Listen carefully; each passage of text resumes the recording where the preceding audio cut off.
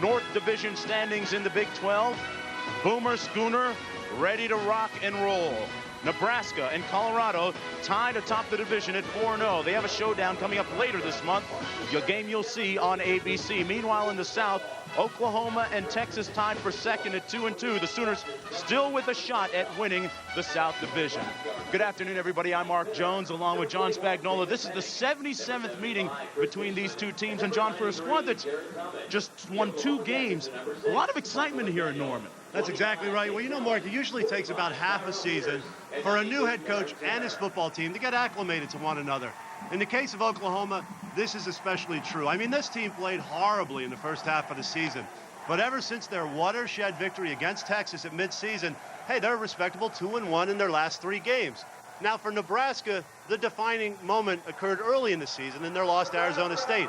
But since that loss, they've outscored their opponents by a combined 240-29. Now, I was on the field before today's game, and I couldn't help but notice how much bigger and more athletic the Cornhuskers are than the Sooners. But with John Blake as the head coach here and everybody believing in him, the Sooner program is definitely headed in the right direction. John Blake has a lot of people believing, including his players. We'll be back in just a minute. Welcome back to Norman, Oklahoma, where John Blake has turned pessimism into optimism. And for more, Lewis Johnson. Mark, thanks, and welcome down to the sideline. Hey, have you ever wondered what the coach of a 2-5 team tells his players before they come out on the field to meet the number 5 team in the nation? Well, just a few moments ago, we had some comments from John Blake, the Oklahoma coach, in the locker room, as he tried to get his troops fired up to come out and meet the 2-time defending national champions. I've asked you one thing to do, guys. Believe in each other. Believe in the coaches who've done it all year long. Come out victorious. Feed off each other, man. And you guys know. You guys know. Just the same thing. And I don't care what the odds are. The odds big enough to overcome Jesus Christ. You guys know. You guys know. Ask him to give you the strength to do the best you can. Doesn't mean you win the football game. Ask him the strength to give you the power to go out, stay focused, and give you 60 minutes of football. A poignant pregame speech from John Blake. Set for the kickoff, Nebraska won the toss. They deferred. Oklahoma will receive. And this is Chris Brown with the kickoff for the Cornhuskers. He squibs it down to the 7-yard line. Darrell Jackson still on his feet. Jackson out to the 28-yard line. John Blake, the first-year head coach for the Oklahoma Sooners, a guy that participated in this Nebraska series as a player and now as the head coach. Meanwhile, his counterpart across the sideline is the very cagey, very cunning and wise Tom Osborne. Coach of the Nebraska Cornhuskers said that this Oklahoma team is a very dangerous team, although they've won just twice this season. They've had a good week of preparation. First down and 10 for Oklahoma. Fuente sacked on the first play of the game back at the 22-yard line by Jason Peter, who had a sack last week and who's playing with a cast on that arm. And a look at the starting quarterback for Oklahoma, Justin Fuente, completing 49% of his passes, just 3 of 9 a week ago before being pulled, John. That's right. He was sick in the game. He had the flu. He didn't play all that well, and I know he wants to get off to a good start here today. He's the only freshman starting quarterback in the Big 12. Fuente with a very strong arm. Second down. Here's the counter. A loss of about 3 on that play. James Allen, number 25, tackled by Jared Tomich. As we look at the Chili's backs and receivers, James Allen has been a different player since that Texas victory. Yeah, he has 397 yards in his last 3 games. And a look at the offensive line that he'll be running behind. And this line is not off to a very good start so far in today's game. Bruce McClure, the best player in that front 5. Third down and 21 for the quick-tempoed Oklahoma offense. Fuente to pass, almost sacked, passes it incomplete. And a very, very convincing series defensively for the Nebraska defense. And a look at the black shirt front 7. Yeah, and they sacked him on the first play and knocked him down on the second pass attempt today. And a look at the defensive backfield, one of the better ones in the conference, led by Eric Stokes, number 16, the 5'11 senior.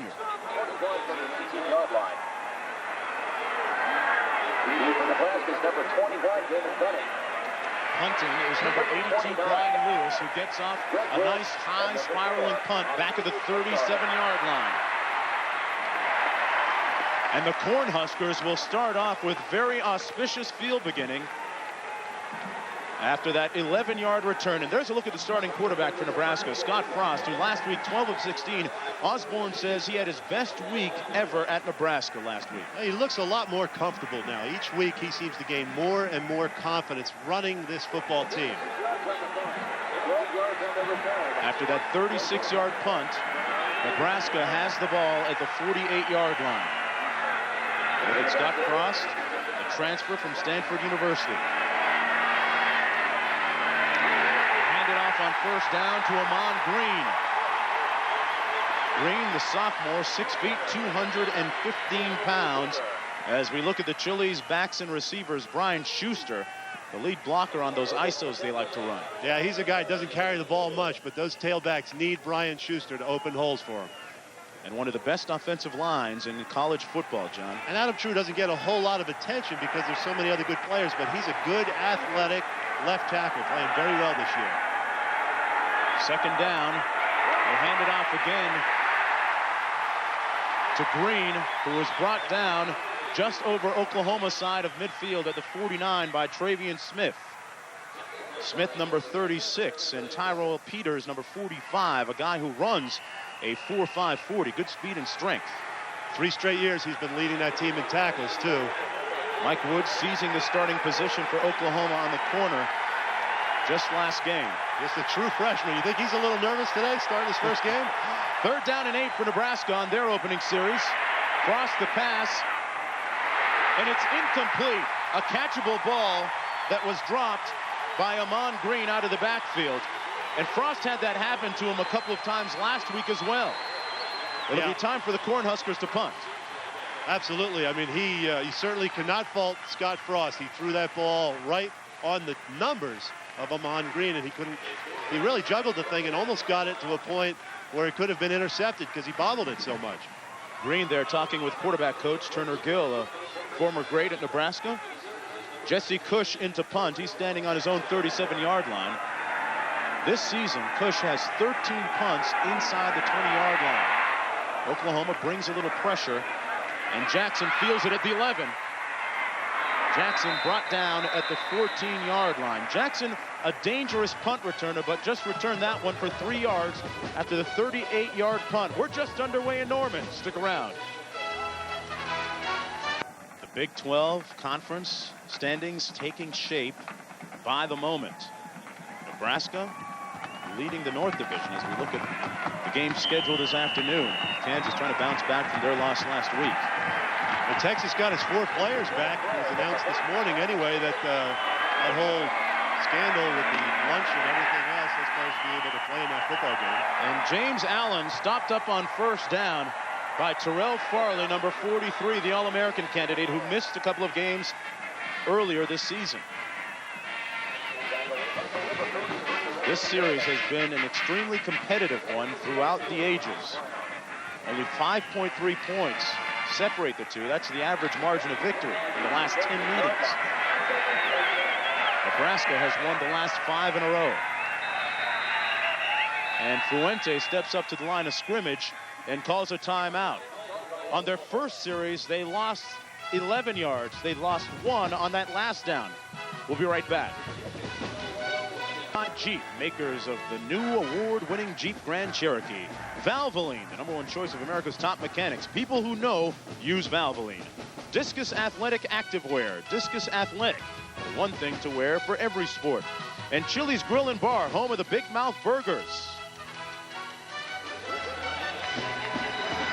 A look at the campus here in Norman, Oklahoma. Second down and 11 for the hometown Sooners. Zeros on the scoreboard. Fuente overthrows his intended receiver, number 6, Michael McDaniel, and it'll be third down and 11 for the Sooners. On their first series, they lost 11 yards. Not an auspicious beginning. Boy, Fuente's getting hit every time he attempts to pass. Now look at the top 25 today. Nebraska, number 5 in the Bulls. 3rd and long. This is James Allen out to the 20-yard line. And it'll be 1-2-3 punt for the Sooners offense again. That is the number 2 rushing defense in the country on the field in Nebraska. Yeah, they only give up 61 yards a game, but what's been more impressive today is the pressure they're exerting in the passing game, Mark. Special teams has been a problem for Oklahoma all year. This time they get the punt off. Another high kick comes down to the 40. Williams. And there's flags down at the 41-yard line. A 41-yard punt and 12 on the return. The tackle made by Travian Smith. Yeah, there wasn't enough room given to the punt return on this play. You can see some contact. You can't have that in the official. You can see reaching for his flag on that play. So another mistake by Oklahoma, maybe not getting a punt block. They've had their share of that this year, but a mistake in coverage downfield. A look at our Big 12 officiating crew this afternoon. Tom Allers from Urbandale, Iowa. The man with the white hat and the call now. Contact foul, interference with an opportunity for a fair catch. 5 yards from the end of the run. And the fans are booing. I guess they saw it differently. Yeah, nothing could be more clear-cut than that penalty right there. And they're booing here. Oh, you got to love the hometown fans. A look at some of the sellout crowd here at Memorial Stadium, a game that has been highly anticipated and debated for a number of weeks. It always is when it's Oklahoma, Nebraska. Think about some of the great names that have played in this game throughout the ages. That's a Billy Sims, Johnny Rogers, the game of the century back in the 70s.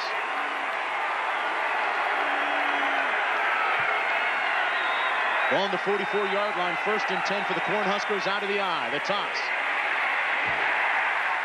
Brought down right at the line of scrimmage is Amon Green.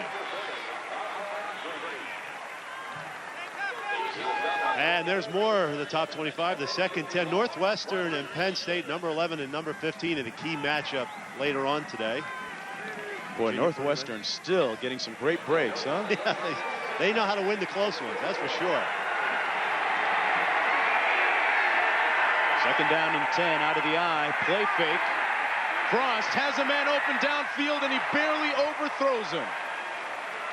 Vershawn Jackson, number 34, had a touchdown had Frost not overthrown him. That's a play that they started off with last week for a completion against Kansas, a game that really helped Frost with his confidence. That's exactly right. It was a 41-yard completion, his first completion of the game to Vershawn Jackson. But that, you know, there's so many people loaded up against the run that it's very easy to find people wide open down the field. Scott Frost just knows he threw that a little bit too far, frustrated with himself. 3rd down and long. Frost back to the air again and incomplete.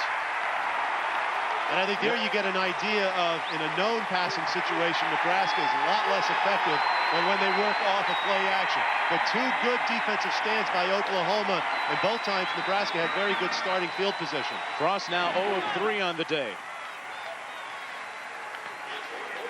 Look at the quarterback from Wood River, Nebraska. Transfer from Stanford. Jesse Cushion to punt now, standing on his own 40, and Jarrell Jackson back deep for the Sooners. He's standing on his own 10. Jackson played a big part in Oklahoma's turnaround this season, returning a punt for a touchdown against Texas. And here he calls for the fair catch of the 13-yard line. A 32-yard punt and nothing on the return. Well, tomorrow night on ABC, the wait is finally over. One of the movie's classic films, Disney's The Lion King, comes to ABC tomorrow night at 7, 6 Central Time. Then ABC's double feature continues with the world premiere of To Brave Alaska, starring Alyssa Milano. 4 great hours at the movies tomorrow night right here on ABC. I love The Lion King. Huh? Simba's something else. James Earl Jones, one of the great voices, yep. And now Damon Parker in. And Damon Parker getting the same kind of reception that James Allen got. Mike Minter making the stop. Stop was made by number 10, Mike Minter.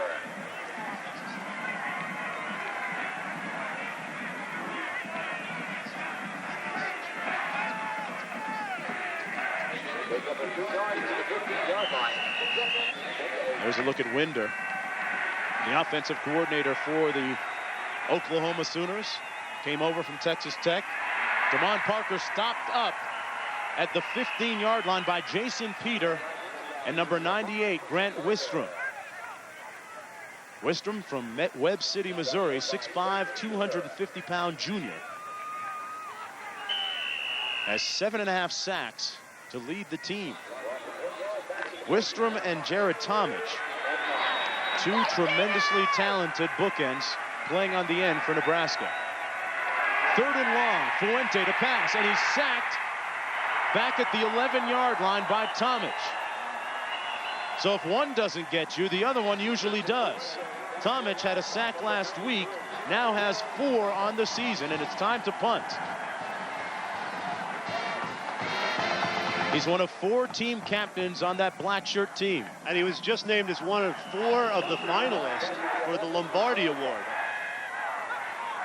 That was just announced earlier this week. So Jared Tomich, it looks like everybody in that defensive line's taking turns, taking shots at Justin Fuente. Lewis punting out of his end zone. Chevin Williams, and it bounces off an Oklahoma player's helmet.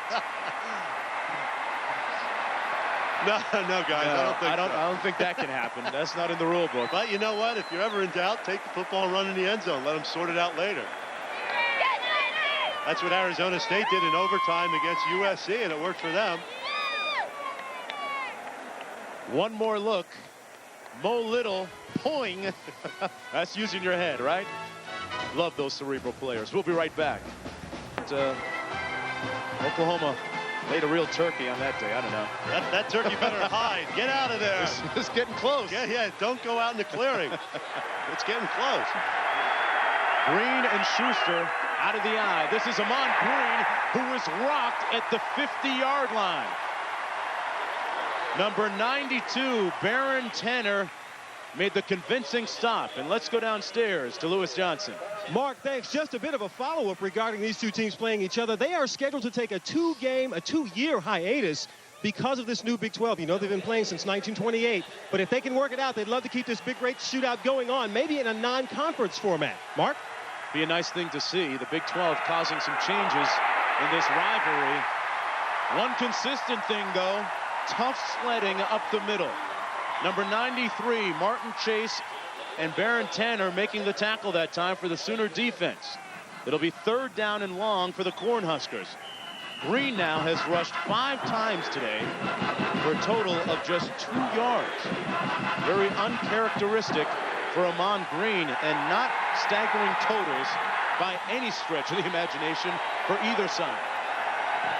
3rd and 10. Play fake by Frost. Under pressure. Sacked back at the 45-yard line by Travian Smith. And the Sooner defense is up to the challenge so far. One thing for certain, John, they're not intimidated by Nebraska. Not at all. They felt that they matched up pretty well defensively with Nebraska's offense. On the other side of the football, they realized they have some problems today.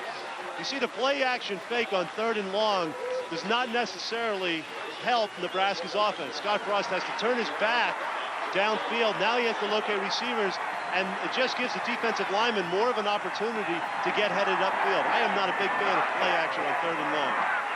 Cush gets his punt off with the wind at his back, sending Jackson back, and this one travels into the end zone. Oklahoma will get the ball on its own 20-yard line. A 55-yard punt, and nothing on the return. Neither team able to mount much offense so far in this, the 77th meeting between these two teams. You know, all this football game, though, is being played in Oklahoma's side of the football field. Nebraska's enjoyed good field position, and around midfield, Oklahoma's working deep in their end zone. You know, this is where turnovers and a lot of things in the field position work can really hurt you as a football team. Here's the counter. James Allen with nowhere to go. Now cuts it back. He's got an alley. James Allen out to the 31-yard line, and the first down of the ball game by either team. An 11-yard pickup. Jay Foreman making the stop for Nebraska. James Allen out of Wynwood, Oklahoma, told me yesterday at practice he has a lot of people watching him here at the game today. James Allen's been playing so well. This defense is so fast for Nebraska. They over-pursue strong side, and Allen has the smarts to take it back on the other side of the football field and make the best gain today for Oklahoma. They try to set up the flanker screen, John, to Jackson that time. Wisely overthrown by Fuente, who is now 0 of 3 on the afternoon. I don't know if Jarrell Jackson ever got his hands up for that screen. I mean, it seemed like it whistled over his head before he wasn't even ready, but that's a hard pass to throw against bump and run. Let's get an idea. See the bump and run up top by the Nebraska defenders. It's hard to throw this kind of plays against bump and run cornerbacks. They send a man in motion and they run it. This is James Allen again. The burgeoning talent from Wynwood, Oklahoma, out near the 38-yard line, tackled by Jay Foreman. Allen came out of high school as perhaps the premier running back. Really hadn't had the type of career that most people expected. But here in the middle of his senior season, he's recapturing some of that form that brought him that lofty status. 3rd down and 3 for Oklahoma. Fuente to pass. Has time this time. And it's incomplete at the 40-yard line, intended for his trusty tight end, Steven Alexander. Boy, but Eric Stokes, the free safety, was stride for stride with Alexander running down the football field. Really not much of an area for Fuente to throw that football. Fuente looks a lot better than he did a week ago when he was pulled early in the ball game. Brian Lewis into punt. He's standing on his own 23. Chevin Williams, one of 3 men back deep for Nebraska. This punt gets a very fortuitous roll. And brought down at the 30-yard line is Octavius McFarland after a 5-yard return on that 37-yard punt. Hey, and the Sooners got it right. They didn't tackle the guy too soon. It didn't hit anybody on the head. What do you know? That's progress. But at least they have Nebraska now backed up on their own 30. This is the worst field position so far today for the Cornhuskers. 2 tight end formation, 2 wideouts, and a single back set for the Nebraska Cornhuskers. Out of their ace formation. They run the counter tray. Nothing happening on that play. Kelly Gregg, number 97, ran it down from the backside on Amon Green. Well, you know, Kelly Gregg is playing on raw courage today. He has a very badly injured shoulder. His coaches said they didn't even expect him to play. Here he is making a couple of big plays early in this football game. Former state wrestling champ, has great leverage, not really good in rushing the passer, but he plays the run especially well.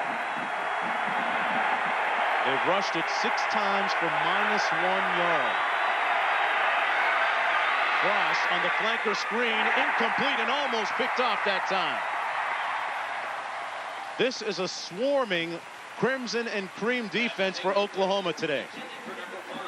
You know, that's a play that was very effective last week against Kansas for Nebraska. Brendan Holbein scored a couple of touchdowns on that type of play. Oklahoma's doing a very good job scouting this football team and its tendencies. John, Scott Frost is 0 for 4 so far today. Part of Oklahoma's defensive strategy, of course, being shut down everyone else and make Scott Frost beat you.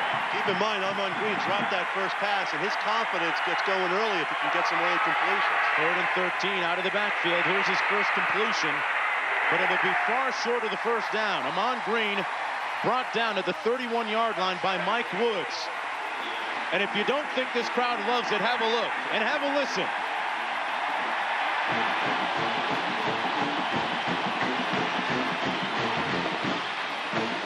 Well, the good news is you stop Nebraska's offense. The bad news is you got to go against their defense now.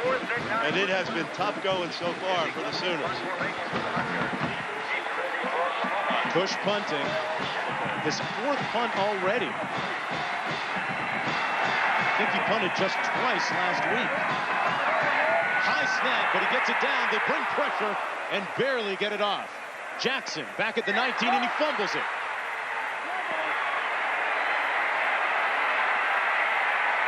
And Jackson will be down at the 8-yard line.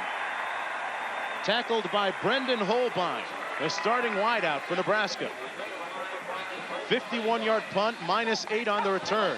I'll tell you, Jesse Cush does a great job at getting this, changing and accelerating his motion to get that ball off. He realized the rush was on. He realized when he jumped in the air, that takes another half a second or so. A lot of punters just go to their same routine and their same 2 or 3 step kick. He did a great job of getting rid of that football. Justin Fuente back in the ball game at quarterback.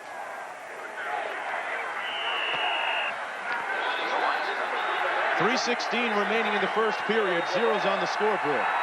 Allen and Chandler working out of the offset eye. Oklahoma with 1 first down to date. Allen running between the tackles, falls forward to the 14-yard line. Tackled by number 43, Terrell Farley. Well, the best seat in the house today is inside the Bud 1 airship. There's a look at it. Flying overhead to bring us these beautiful shots. Panoramic view of Memorial Stadium. I'm wondering who's higher up, the Bud blimp or us? Right? I think we're looking down on the blimp. Well, we can reach up and give them a high five.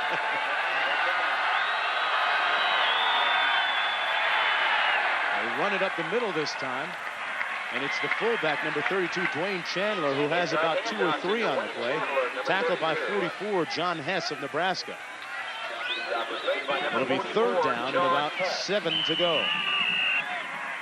Oklahoma deep in its own territory, looking to snap a 5-game losing streak against Nebraska.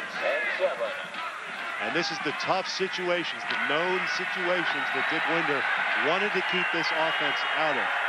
Approaching 2 minutes to play in this, the first quarter. Very fast-paced first quarter. Allen open out of the backfield, has to make a man miss. He made the first guy miss. Problem was there were 2 more behind him. And Oklahoma comes up short again to the first down. Terrell Farley with his 2nd tackle of the afternoon, along with Jamel Williams. And Oklahoma will have to punt. Yeah, there's just so much speed on this defense. Terrell Farley and Jamel Williams are 2 guys who could very probably play safeties in the NFL. They have that much speed. So certainly when they get one-on-one in the flat with the back, they usually come up with the play. Lewis now, John, with his 5th punt in this, the first quarter. A low line drive, shanked. Let's see where they mark this one. Somewhere in the vicinity of the 45-yard line. So Nebraska will start off again with good field position. It's been the story of the afternoon for the Cornhuskers, but they have yet to put any points on the board. A look at the first half possession so far for Nebraska. They've started off on the 49, 44, and 49, and this time in Oklahoma territory.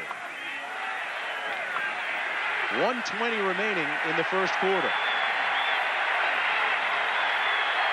Backs out of the eye. Amon Green running over the left side over Dishman and Adam True. And Green is stopped up after a gain of about 2. Oklahoma with 6 national championships. Might be a while before they get their next one, but John Blake at least has the program on the right track. And he has a lot of support from President Bourne. 2nd down and 9. Frost on the out pattern, complete near the first down marker to number 25, John Vedral, the former walk-on. Scott Frost completes the pass to number 25. And we'll have to see where they mark this. You know, part of the reason this play was successful is Scott Frost is able to get outside of the pocket. The reason for that is, look right here, Travian Smith takes an inside track. He needs to stay outside and contain. Watch how he takes an inside course And Schuster does a nice job of forcing him back inside. The fullback keeps him inside. That gives Frost the opportunity to see a clear throwing lane and throw the football.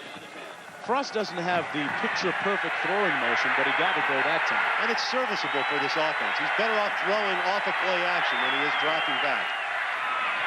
They give it to the fullback, number 28, Schuster, who is going absolutely nowhere on that play.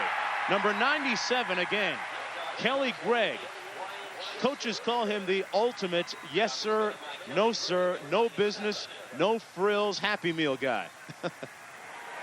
And Notre Dame beats Navy 54-27. They doubled them in Dublin. Well, the first 15 minutes of play is in the books. Defensive coordinator Bill Young's team holding up so good so far. Zeros on the board in Norman. We'll be right back. All right, John, Michigan, looking pretty good so far. Right here, 0-0 as we wait for the beginning of the second quarter of play. Nebraska has the ball on Oklahoma's 35-yard line. It's second down and 11. Damon Benning now seeing his first action of the day in a tailback. Holbein in motion.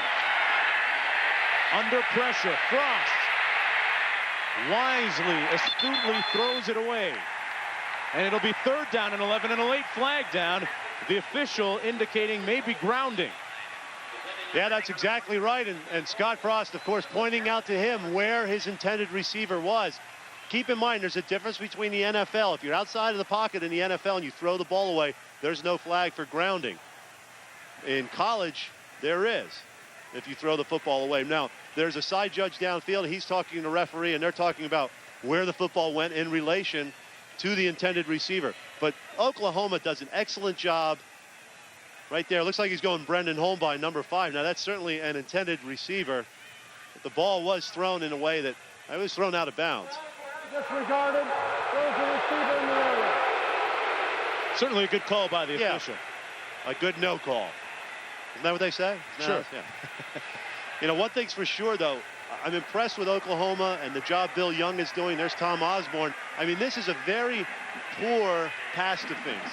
It's ranked 108 in the country in pass defense efficiency. Bill Young knows this, and oddly enough, Nebraska's a better chance of winning this football game through the air. But right now they're playing some pretty good pass defense and keeping Scott Frost contained. Well, those corners going to get tested now with 4 wideouts. On the option, Frost keeps it and pays a dear price. Brought down at the 40-yard line by Rod Manuel, number 85. Boy, this Sooner defense is reading its keys extremely well today. Well, Nebraska likes to run the option out of their spread formation, and they go to it right here. But again, boy, too much penetration, and Rod Manuel having himself a very good football game so far. Senior 6'5", 272. You know, he looks like a great football player, and they'd like to see him play to his ability. And certainly today, he's playing a lot better than he has so far this year. Yeah, coach is saying that he has to become a better pass rusher. Got good pressure on the quarterback that time on the run. Cush trying to hang this one inside the 20. And Jackson calls for the fair catch at the 7-yard line.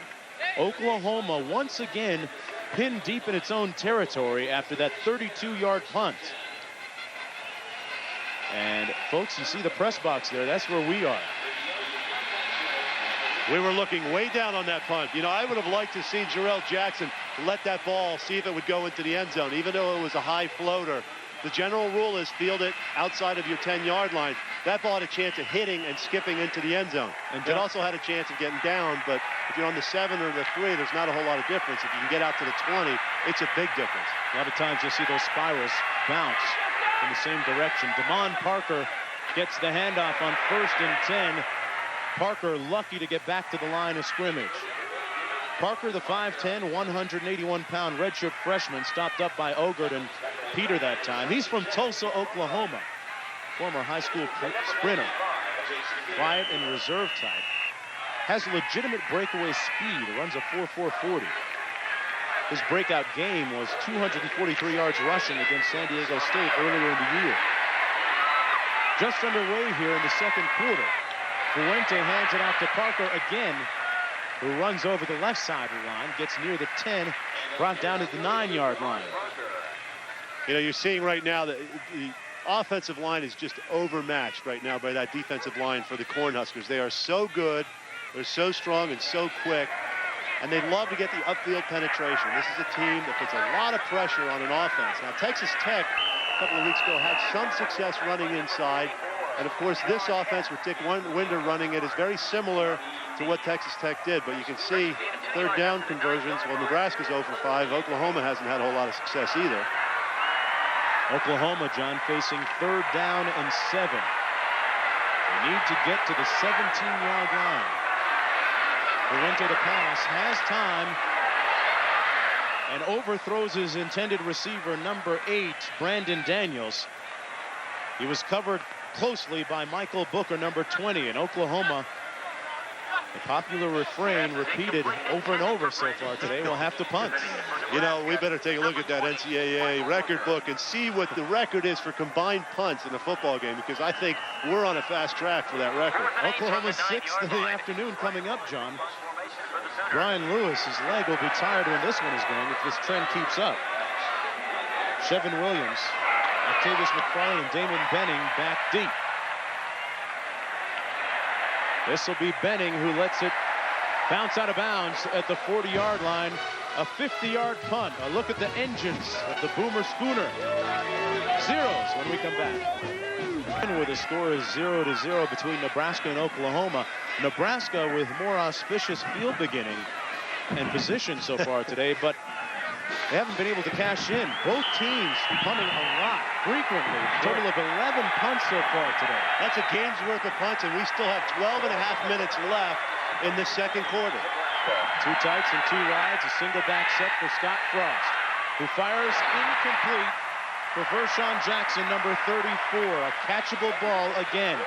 An update from New York with John Saunders. Mark, hard to believe. Miami, though, is struggling against Temple. Henry Burris, 31 yards to Troy Kersey for the touchdown. Second TD pass for Burris in the game. The first given up by Miami's defense this year. It's tied at 14 apiece. Mark. John, back here, 2nd down and 10 on the option. That's Damon Benning to the short side of the field, cuts it up. And he's brought down by Terry White, the strong safety who made the tackle on the play. Damon Benning is at the top of his game right now. He was bothered earlier this season by some ankle injuries, but he's starting to round into form. Well, he sure is. How about that punt return against Texas? Was that Texas Tech? I mean, that was a ball that should not have even been caught. Not only did he field it, but he had a 51-yard punt return to set up a touchdown at the 5-yard line. What a great play that was. He's pretty explosive. 3rd down and 6 for Frost. Passing. On the out pattern, incomplete for John Vedral. Folks, if you like punts, we got a whole bunch of them for you today. Nebraska will have to do it again. Yeah, Scott Frost had John Vedral wide open in that play, and he clearly missed him. He was upset about it. But Nebraska not able to take advantage of some opportunities here. Dropping passes, not hitting open receivers. And here he's got a Vedral wide open. He just, doesn't quite step enough and get that football out there. You have to rotate those hips out to the outside and deliver that ball. He didn't seem to quite do that. Cush gets the punt off, bounces at the 30. Here's Jackson. Did he get it back? Nebraska says they have it. Let's wait for the official indication. You see Big Adam True, number 77. He's always the first one down there. The center, left tackle, is the long snapper. Jackson fielded that one very carelessly. The officials say Nebraska ball. Adam True, number 77. Watch him. He's the snapper. Does a good job. He never gets blocked because nobody thinks a guy 305 pounds can run. Watch him hustle down there. There he is, the first guy. Jackson does not use good judgment. He wasn't in front of the football. It was bouncing away from his body, and he saw the recovery. And he's also got a future as a referee. Chad Kelsey made the football, recovered the football, and Nebraska has been very opportunistic this year, scoring 84 points off of turnovers. 1st and 10 at the 17-yard line. Oklahoma 17. That's the freshman, D'Angelo Evans, who runs it inside the 15 down to the 13-yard line. Evans out of Wichita, Kansas. Rushed for over 100 yards in 2 consecutive games earlier this year. You know, he's a true freshman. He only played 6 games in his senior season in high school, but he was so good, everybody was knocking down his door to get him to come to their school. And he went out of state, always wanted to play for Nebraska. He was booed lustily at Kansas State. He sure was. Second down and 6. Evans again down to the 12-yard line, tackled by Tyrell Peters, number 45. Peters from Norman, Oklahoma. Well, tonight on ABC, see the luminaries of the pro figure skating world in sparkling performances. Former world champs Kristi Yamaguchi, Katarina Witt, Dorothy Hamill, and Kurt Browning highlight the competition. Don't miss the dramatic conclusion of the U.S. Pro Figure Skating Championships as tonight at 8, 7 Central Time here on ABC. Right now it's 3rd down and 4 for Nebraska. Vedral in motion. Frost on the option, gets to the perimeter where he makes something happen. Frost has the first down at the Oklahoma 3-yard line where he's tackled by Ghana Joseph. Frost made some very good decision-making, John, on that play. Yeah, and the inside fake really holds that Oklahoma defense and allows Frost to get outside. He's got the speed. He's one of the faster 10-yard runners on this team, believe it or not. He's not as fast as everybody else in the 40, but he's about 5th in the team in a 10-yard sprint. Here's Evans, tripped up at the 8-yard line. Number 84, Dale Allen, making the stop. Deep in the Nebraska backfield. Allen, the 6'2", 208-pound sophomore. And he's starting today because Broderick Simpson has been hurt. Did not practice all week. Again, Dale Allen, number 84, at the top of your screen. Comes knifing through, fights off the block of Schuster, and does a real good job of playing off the block and getting the tackle on Evans. Double tight end formation. Frost on the option, and the Sooners are option sound. Baron Tanner with the stop, all the way back at the 13-yard line.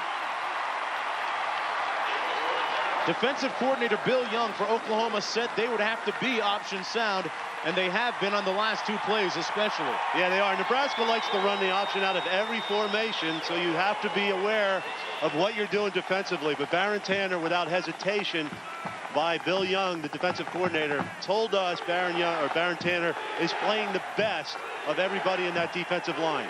Watch him come right through and make the hit on Scott Frost. First and goal. Evans stopped up at the 8-yard line. Well, even if Oklahoma's defense gives up just 3 points on this sequence, it'll be considered a minor victory. Travian Smith made the tackle that time. Bill Young came to this team this year when John Blake was named the head coach. He was the offensive coordinator at Ohio State for 8 years. We asked him, why would you leave Ohio State and come here? He goes, I'm from here. I always wanted to be here. I want to finish here in the Oklahoma area, and I love coaching here. His team's doing a great job so far. Here's Chris Brown's field goal attempt from 25 yards out. And he knocks it through the pipes. But as I mentioned moments ago, a moral victory of sorts for the Oklahoma Sooner defense. Brown now 9 of 13 on the year. The Cornhuskers lead it 3-0 when we return. On this play, Rodney Rideau comes off the edge here, doesn't get really bumped by Brian Schuster. Watch right at the end of this play. That ankle's down. Rideau's head hits right on that ankle, just turns it enough. But Brown looks like he's in pain. He limped off the field. And Osborne is not very happy about that because Rideau was not blocked into the kicker. But apparently, still okay. Brown in to kick off. Put a little bit of that miracle cream on that ankle. He's looking a lot better. He might be a thespian, huh? Although I'm not doubting that it may have hurt. Here's Jackson on the return. Jackson, who fumbled the punt moments ago to set up the field goal for Nebraska. Jackson returns it out to the 20. Nebraska leading 3-0, but that night might not be such a good thing, as the winning team has come back to win 24 of the last 30 games. John Blake says he coaches through compassion. That's how he gets through to his kids and his student athletes. Yeah, he's not the X's and O's guy here. I mean, he's got some qualified staff to coach on the field, but he watches over all of his players. James Allen brought down at the 20-yard line, flag down at the 15. Jason Peter, number 55, making the tackle. And it'll be a hold against the Sooners. They are having a difficult time running the ball against Nebraska. Well, you know, when you have a football team that has trouble making 10 yards, to try and make 20 yards is unbelievably difficult. Look at first down yardage. 6 rushes, 1 pass, 0.7 yards. At the beginning of this drive, the Sooners only had 22 yards in total offense. And they're going backwards again. The Nebraska defense, John, likes to limit teams on first down. Here's the call. On the offense, half the distance from the start of the foul, repeat first down.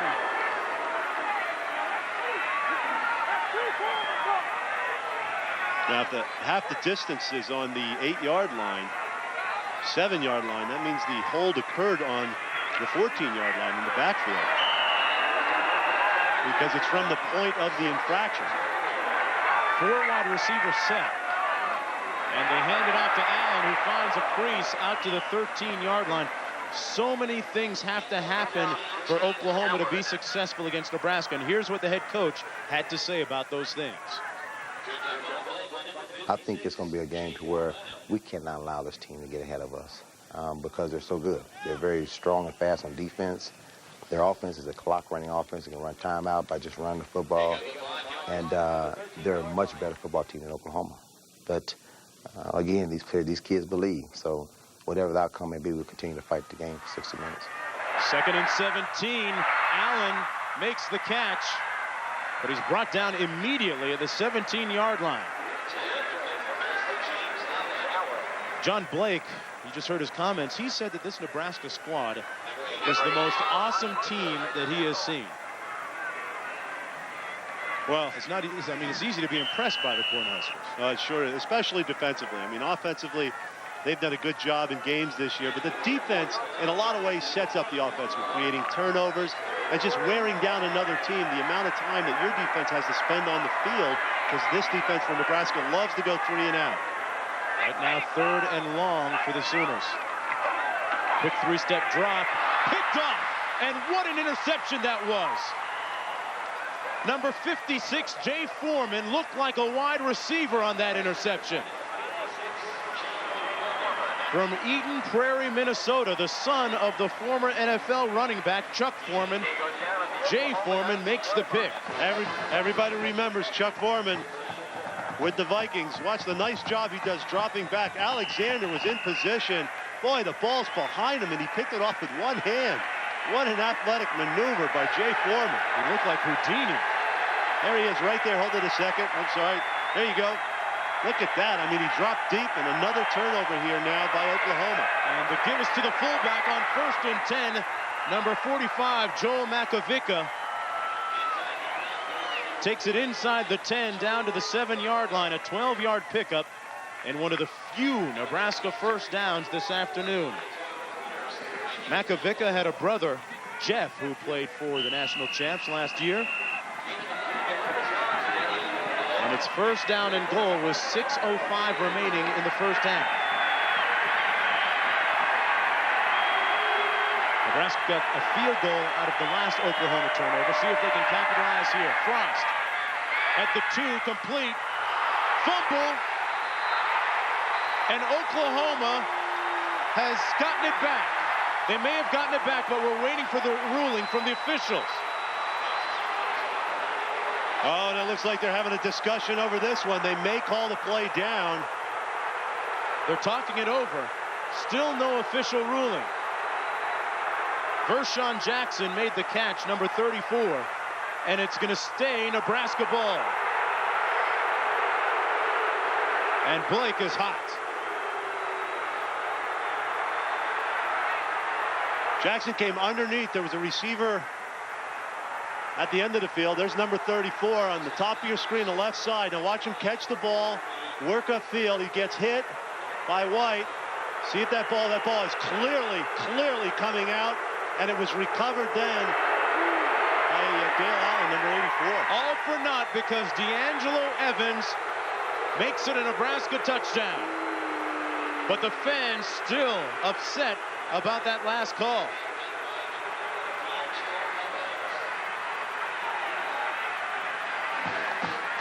One more look at that non-fumble call.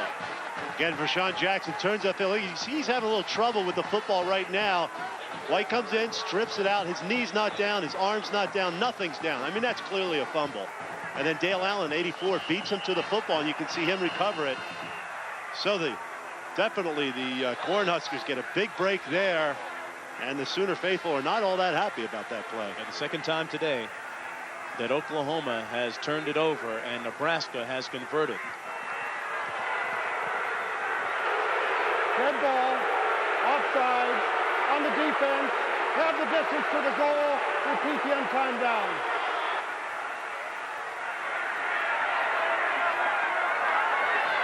Chris Brown, whose ankle apparently okay, will kick the extra point. Out of the hold of John Vedra. And the Nebraska Cornhuskers lead 10-0. Being showered by a chorus of boos are the officials. We'll be right back. College football on ABC Sports brought to you by Pontiac and your local Pontiac dealer. We are driving excitement. And U.S. Navy, let the journey begin. Well, the journey to the end zone was a short one for Nebraska after that Oklahoma turnover. That's 94 points off of turnovers this year for Nebraska. Chris Brown kicking off.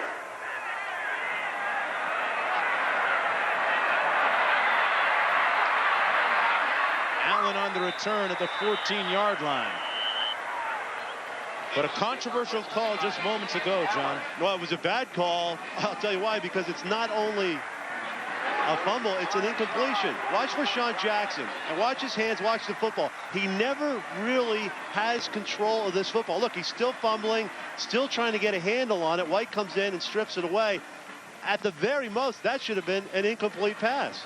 And here's the play by D'Angelo Evans going right up and over afterwards. So Nebraska taking advantage of that opportunity there. And right now, Eric Moore is the number one. The new quarterback for the Sooners hands it off to Devon Parker, who's brought down at the 13-yard line. But let me tell you something about Eric Moore and his skill level. Last week against Kansas State, he came in late in the ball game. Actually was fairly early. Was 11 of 23 for 234 yards and threw 4 touchdown passes. Yeah, he played very well in that game last week. Justin Fuente had a flu. He wasn't playing real well. Keep in mind, Eric Moore was a starter all last year. Here he is on the waggle. And they hand it off. Well, now there's a late flag. Well, there was a flag that stopped the play. And then the fans here thought that Eric Moore was hit late and that there should have been a personal foul, dead ball foul. Dead ball, false start on the offense, 5 yards. with 2 seconds left. But that's the only dead ball foul they're going to get here. But, you know, the one thing about Eric Moore is that he's a lot more mobile than Justin Fuente, and he may be able to do some things outside of the pocket. The official disappearing from sight. That's the old trap door trick. Where'd he go? I bet you the Sooner fans would like to see one of the officials go through the They'd like trap to do with door. all the officials right now. Under 5 minutes to play in the first half. 2nd and 15. Moore on the quarterback draw. And the hole closed up extremely quick. Yeah, Brought down at the 4, Jared Tomich. Boy, oh boy, they're just taking times, aren't they? I mean, they are playing so well up front. There's what you talked about, Mark. 234 yards passing, 4 TDs.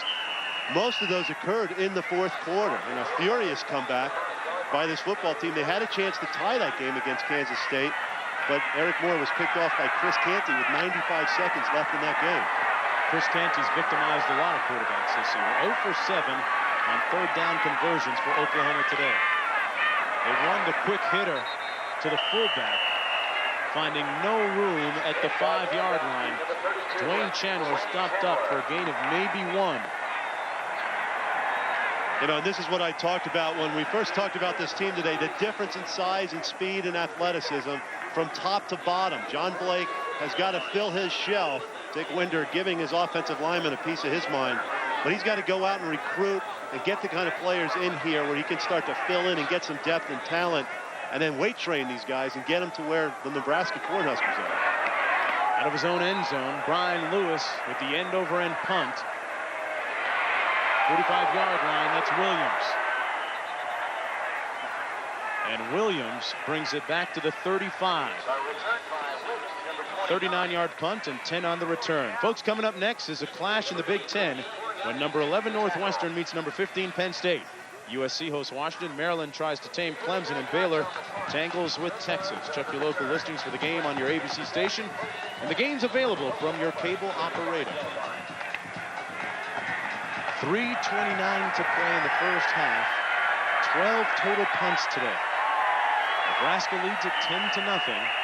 They have the ball on Oklahoma's 35-yard line. Amon Green, the lone back. Play fake by Frost, downfield. Finds the seam nicely, complete to John Vedral at the 16-yard line.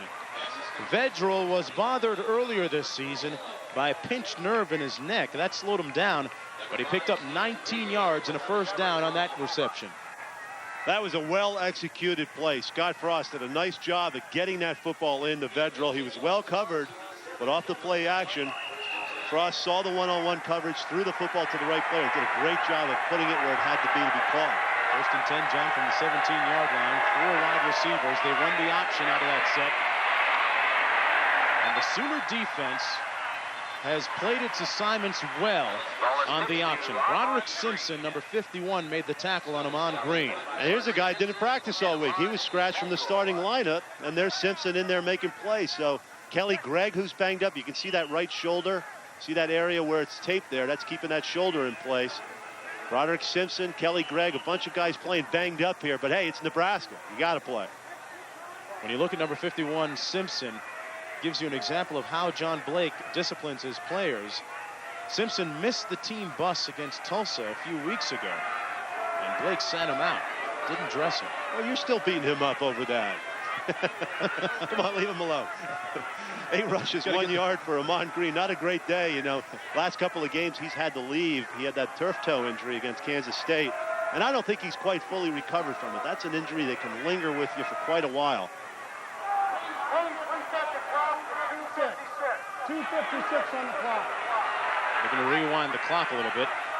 Two of the best teams in the ACC square off as Darrell Bush and the second-ranked defense of Florida State try to stop the running game of C.J. Williams and Georgia Tech. Florida State and Georgia Tech live tonight at 7 Eastern, only on ESPN. Our cousins, part of the Disney family. Kissing cousins, I guess. 2:50 remaining in the first half, second down and 9. A look at the countenance and the concentration of Amon Green. On the freeze option, Frost finds Vedral again, and it's ruled complete at the 4-yard line. Wow, Frost dropped it in there nicely to Vedral for a pickup of 12 yards. Victimized was Anthony Fogel, providing coverage for Oklahoma. And it's first down and goal for Nebraska. You know, the nice thing about this play is Nebraska changed it. Look, they go to a running formation, a powerhouse outfield, backfield, 2 tight ends. They show option, and then they go into the pass play. This is what they can really do well out of the passing game because they rush for 300 yards a game. That sets up these kind of plays. Again, another nice job of executing that play by Scott Frost. He's now 6 of 13 to Green on the corner on the pitch, and he takes it to the house. Touchdown, Nebraska, but wait, there's a flag down on the play at the 5-yard line. So hold on, let's wait and see.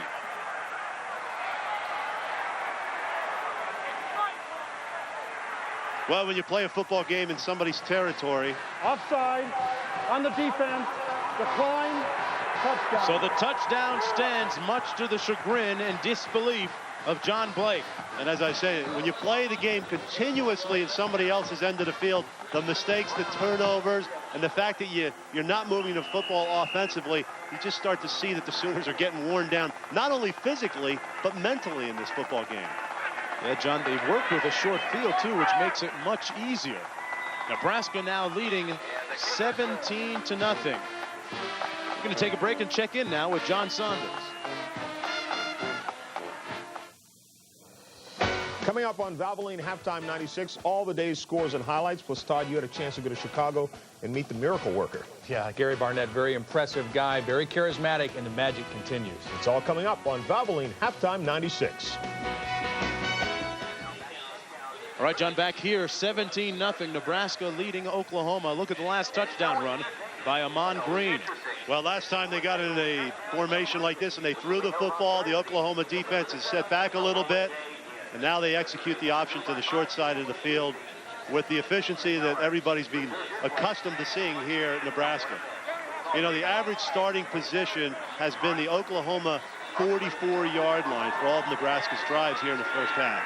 And again, 35 yards in 4 plays. Not far to go to score a touchdown. Scott Frost right there on your screen received some pivotal advice last week from his head coach, Tom Osborne, who told the quarterback, Scott, you're a little too uptight. I want you to go out there, relax, and just play football. And on the heels of that advice, Frost had his best day ever as a Nebraska quarterback. And by the way, Tom Osborne has been suffering from laryngitis, so the players haven't heard much from him this week.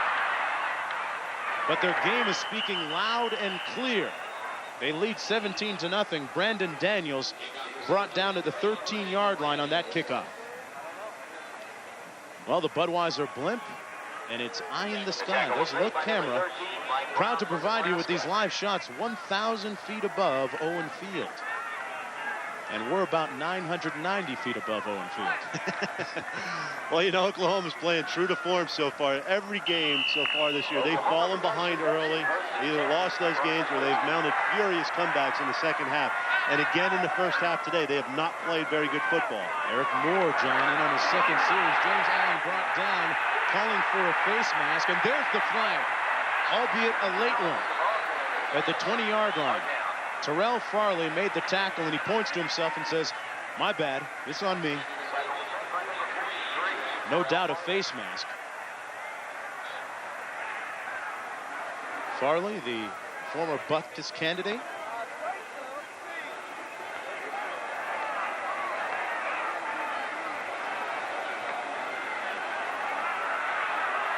The officials still discussing this one. Yeah, I guess the discussion is, as you mentioned, is it incidental or is it a personal foul 15 yards? Personal foul, face mask, on the defense, 15 yards from the previous spot. Terrell Farley, there he is, number 43. You see him come in with that right hand. He just grabs on the face mask Allen. And this is why it's the personal foul. He pulls him down, even though he lets go right at the very end. That was enough to warrant a 15-yard penalty. I'll tell you, Farley is just, what a football player he is. The speed, the quickness. I mean, he just gets all over the field. A real mogul on special teams, too. Oh, yeah. Charlie McBride, the defensive coordinator, John, calls Farley the best player at that position he's ever seen. In fact, he says of Farley that when Farley blitzes, he blitzes so hard that the skin from his eyeballs peels back. Can't say I've ever had that happen to me. Oh, stop it right there. Yeah, you got another face mask here on Chandler. He gets away with one, the fullback. So I think the referees are looking more to the other face mask right there on the ball carrier, and they didn't see that by the lead blocker, Chandler. So, hey, Oklahoma gets away with one. Just their second first down of the ball game via the penalty. At this pace, you take them any way you can get them. Sacked again on the run is James Allen.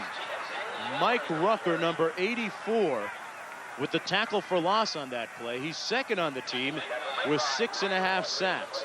Again, an example of that Nebraska speed defensively. And an example of their depth. He's second on the team in sacks, and he's not even a starter on this front four. Only a sophomore, too. 1:25 to play now in the first half. 2nd and 13 for the Sooners. Moore with his first pass attempt overthrows his intended receiver, Michael McDaniel.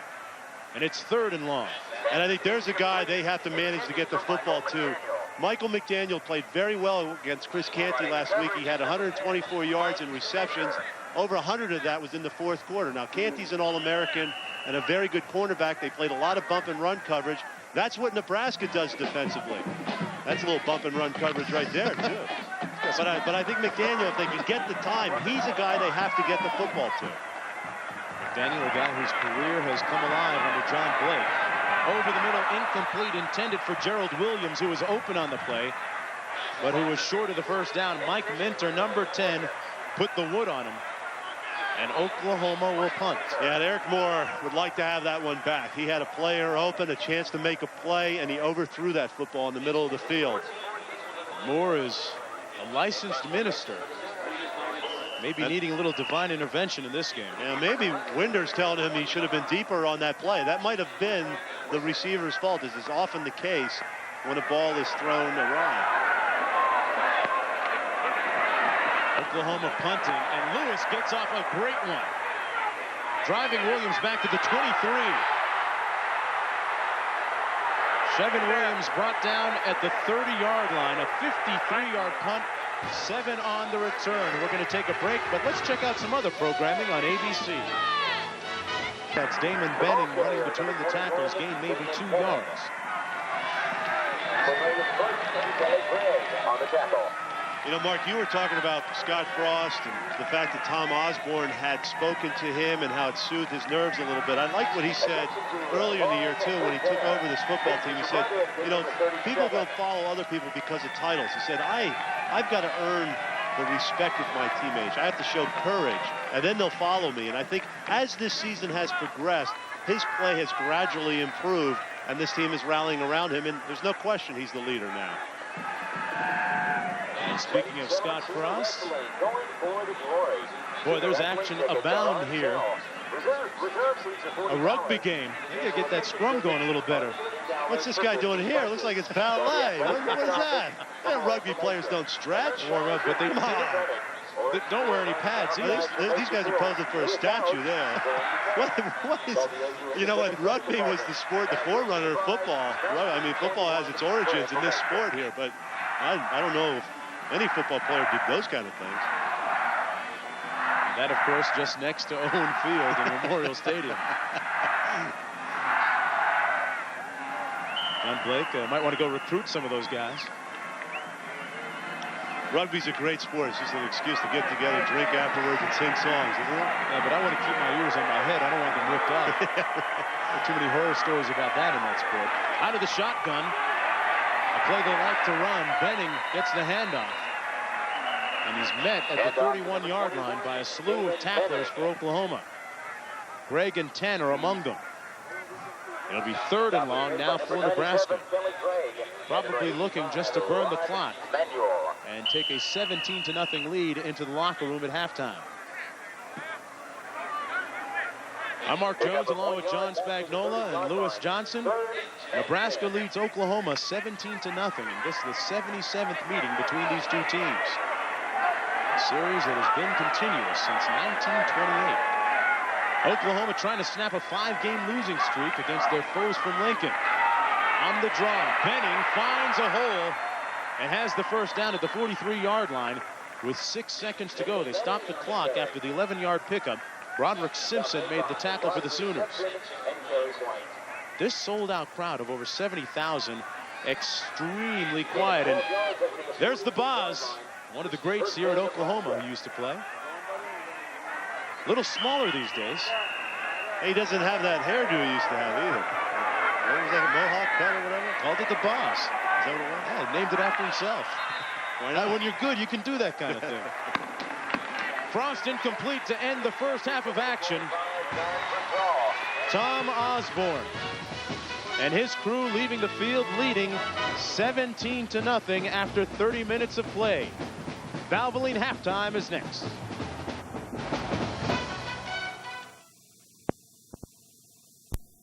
Look at this right now for a second. I mean, if you look at this, you can say Oklahoma's doing a great job. 6 first downs for Nebraska, only 2.2 yards on first down. But look at the other side, only 0.4 yards on first down for Oklahoma, 2 first downs. And, of course, the turnovers led to 10 points. And that is where this football game is right now. A totally dominating performance by the Black Shirts. Oklahoma kicking off, and Damon Benning of Nebraska lets it go through his arms and out of the end zone. They'll start at the 20. Lewis Johnson spoke with John Blake just moments ago. Coach, the controversial play, the controversial call by the official midway through the second quarter, did that psychologically affect your team? No, it didn't. I won't allow that to happen. I know that's something we've kind of dealt with all year long, some tough calls against us, and we can't let that happen. We got another 30 minutes of football to go play. We've got to get some offense going. They're too good of an offensive team and defense team to stay in this game too long. All right, Coach Blake, thank you. All right, the nose of the ball on the 20 for Nebraska. They run the counter. This is Damon Benning. Benning moves the pile forward over the 25, near the 26-yard line. Gain of about 5 on first down. Terry White, number 13, the strong safety, making the tackle. You know, that interview with Blake certainly is insightful, isn't it? I mean, they ought to nickname No Excuse Blake, because he's in a lot of football games this year. This team has had some bad officiating go against it, but there's no way in the world he's going to relent to that and allow his team to use that as an excuse. That's pretty impressive. Yeah, we saw that a couple of weeks ago when they defeated Texas. 2nd down and 4 for Nebraska. It's Benning again. And Benning is over the 30 and has a first down where he's tackled by Baron Tanner. It'll be 1st and 10 for Nebraska. Now there's Benning with the turf toe. Again, it's been the second quarter the last 2 weeks, and now it's in the third quarter. And when that injury gets aggravated, he has no power. There's a lot of pain in that toe, and he can't push off on his foot at all. So that's going to linger with him through the rest of the year, it appears. And D'Angelo Evans is in the game. He gets the play fake. Frost up top has a man, and it's dropped. Vershawn Jackson, who was the center of that controversial call in the first half, dropped the pass. Ghana Joseph on the coverage for Oklahoma. Yeah, and Ghana Joseph was beaten badly on that play. Again, the Sooner defense has to overload against the run. But he's beaten. He's able to recover. Well, watch the effect that the play action had. Look how everybody is playing run. Now, all of a sudden, see Ghana Joseph coming back. There's 34. There's Joseph, number 29. All he gets his hand in there and seems to tip the ball away. But it didn't look like Jackson had his hands in very good position to make the play. They run the counter trade. D'Angelo Evans brought down short of the first down at the 33-yard line. Tackled by Chris Justice, number 40 for Oklahoma. Evans, the freshman, now in the ball game. He's the 3rd string tailback, but then again, 3rd string at Nebraska, you know, it's 1st string somewhere else. Gains 3. It's 3rd down and 7. Carpenter, the tight end, number 90, sets up to the right. Motion on the left side of that offensive line. Sheldon Jackson, number 88, may have jumped offside. You know, it's interesting with Sheldon Jackson. He's a guy. False start on the offense. 5 yards. Repeat 3rd down. He's a guy, Mark, I'm surprised they're not trying to get the football to more. I mean, he has a lot of speed. He reminds me almost of a young Keith Jackson. Maybe it's because of the number or whatever, but he can really get downfield. Now they're getting the ball to Vershawn Jackson. I'd like to see him take a couple shots at him once in a while. Yeah, you look at his build, 6'4", 250, and his speed, as you mentioned, almost a Johnny Mitchell type, too, a guy that played here at Nebraska not too long ago. 3rd down and 12. And look at what Nebraska's done in 3rd down conversions, over 10 yards. Frost trying to change it, and it's picked off by Terry White. So the Sooners have their first takeaway of the ball game. We said they're a second-half team, and they may have awakened. Well, that's incredible. That's only the 3rd interception this year for the Sooner defense. That's one of the reasons why this team is ranked so low in pass efficiency defense. The much-maligned secondary, John, coming up with a theft. Yeah, the blitz came in, and Frost was able to escape outside. Now, he's got pretty good vision downfield, throws the ball, but it's a little bit behind the receiver, and a good break on the football by Terry White. Eric Moore in at quarterback in relief of Fuente. Here's James Allen. Flag down on the play. Allen down at the 38-yard line. It's Oklahoma's first time in Nebraska territory all day. The Sooners have recorded 9 turnovers this season. 20 have been recorded each year since 1960, at least 20. Yeah, I don't know if they'll get to that magic 20 number. It's been a long time. Holding on the offense, 10 yards from the spot of the foul. Repeat first down. I mean, this is a team that ranks 101st in the country out of 111 teams in turnovers. So they don't get them very often. And I think, part of what Scott Frost is hearing right now is because of that pressure, he had to wait a little bit longer before he threw the football. And that's one of the things that hurt him in the timing and rhythm of that play. Futile passing by both Oklahoma quarterbacks so far today. Only 8 yards in passing offense. I mean, that's dominance defensively. Well, they weren't in Nebraska's side of the field long. Moore completes it, though. Down to the 40-yard line, his trusty short-handed tight end, Steven Alexander, who picks up 12 yards before being brought down by Mike Minter. The management information systems major makes the catch. One thing about Eric Moore, he has very good quick feet, a good release, very compact. He takes a good shot afterwards. John Hess coming through there. John at just 178 pounds. I'm not sure that I want Eric Moore taking too much contact back there. Now look at Alexander from Chickasha, Oklahoma, where he played for the Chicks in high school. That's right, that's what they were called, the Chicks. James Allen on the counter.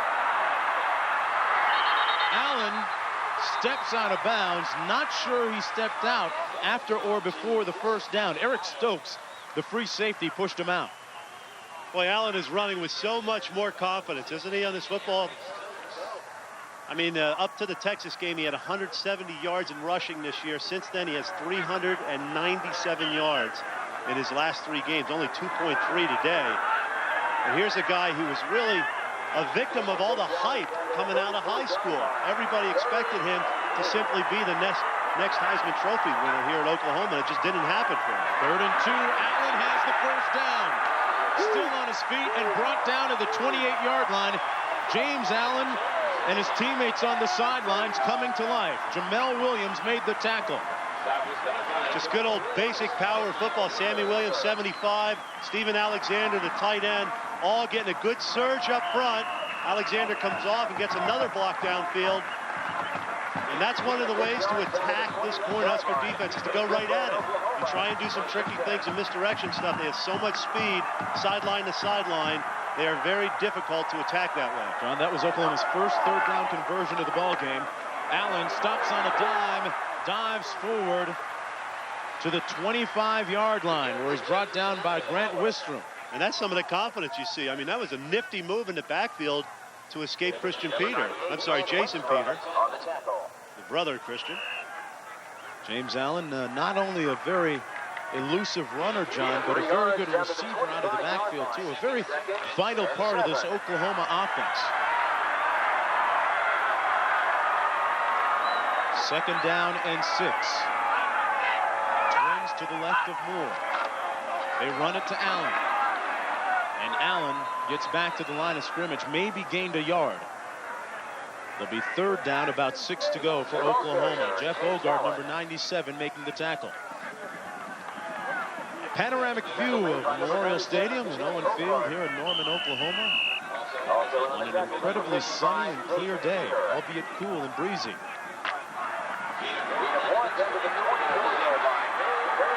Some of the games right there in the Big 12 today. 3rd and 6. Moore on the slant, and he's picked off. That's the freshman, Ralph Brown, still on his feet. And Brown just might go. He has more to beat. Double deuce is on the loose. Touchdown, Cornhuskers.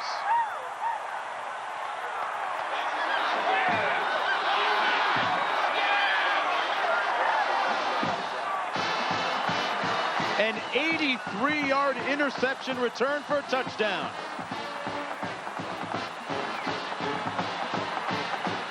People have tried to pick on that freshman, but he has come up time and again.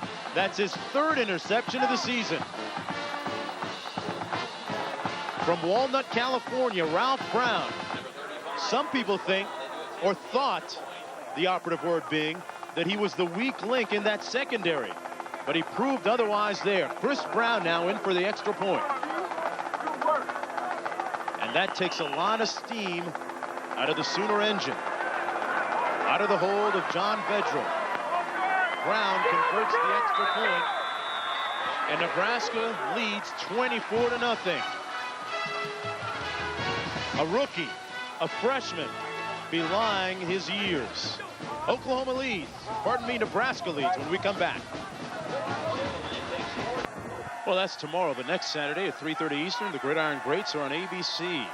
11th ranked Northwestern at Iowa, Air Force Army, Washington State, UCLA, Clemson at Virginia, number 16, and A&M against Baylor in the Big 12. Don't forget to call your cable operator for the games available in your area. Look at number 22, Ralph Brown from Walnut, California.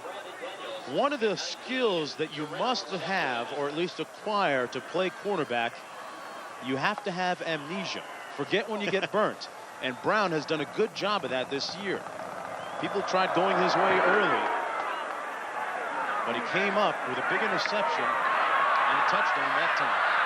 Brandon Daniels on the return for Oklahoma. And it's a feeding frenzy now for the Cornhusker defense. Well, take a look at this. The patterns are such that this receiver is supposed to go outside. Mike McDaniel should be flatter in his angle. Now, this is a great job by Ralph Brown, recognizing the play and stepping in front of that angle. And look at McDaniel. He was headed upfield. Now, remember, of course, Ralph Brown was a great running back in high school, but he wanted to be a defensive back. But he shows his running back skills of just a year ago as he steps inside. Some great blocking, and everybody is having a good time there. That's 17 points today off of turnovers for Nebraska. And Eric Moore scrambling. Moore out near the 40-yard line, and a late hit. No doubt that's a late hit. Moore, a very frail 178 pounds, took one out of bounds, and they'll tack some more yardage onto that 29-yard run.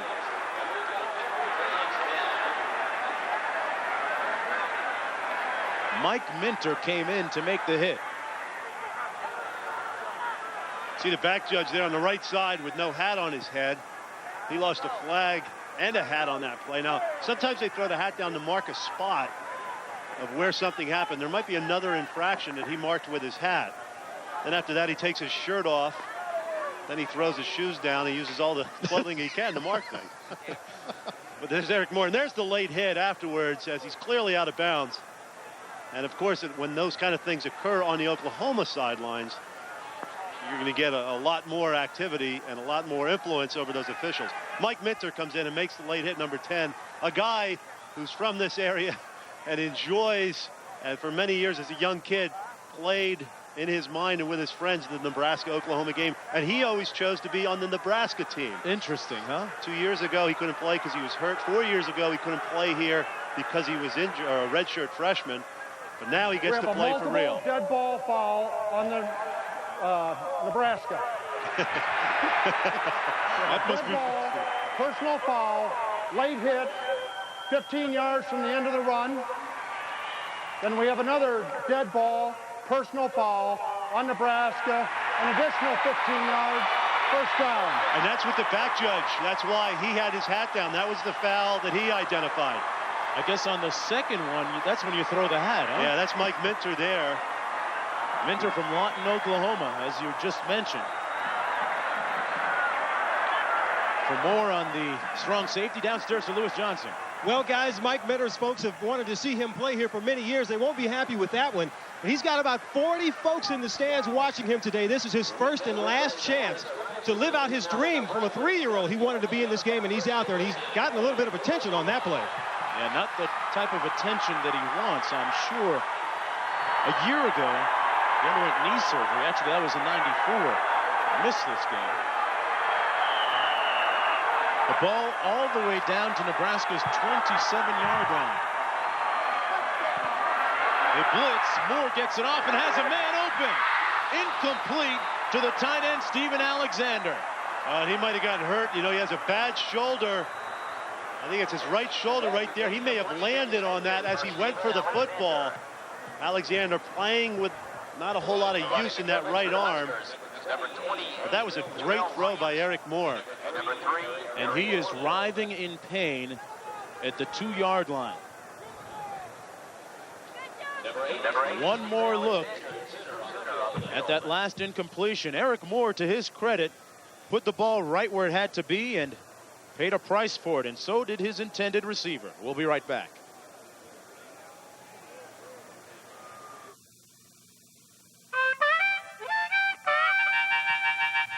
Here we go.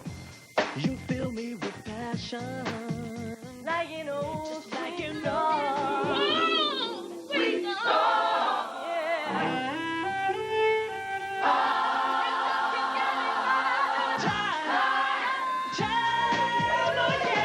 Cause you're a part of me.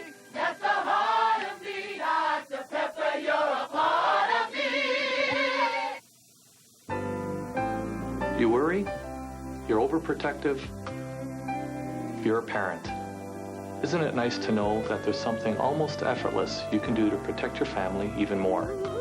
Just ask your State Farm agent for a free family insurance checkup.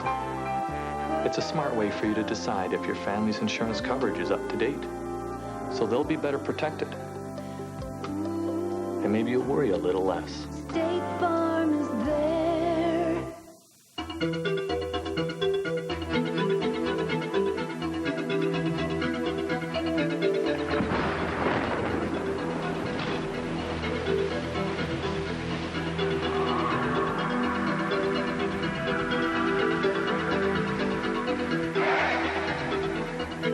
Chevy Blazer, the only sport utility vehicle with a driver control system. It's nice to know it's there. College football and ABC Sports brought to you by Chevrolet Trucks, the most dependable, longest-lasting trucks on the road. And NASDAQ stock market.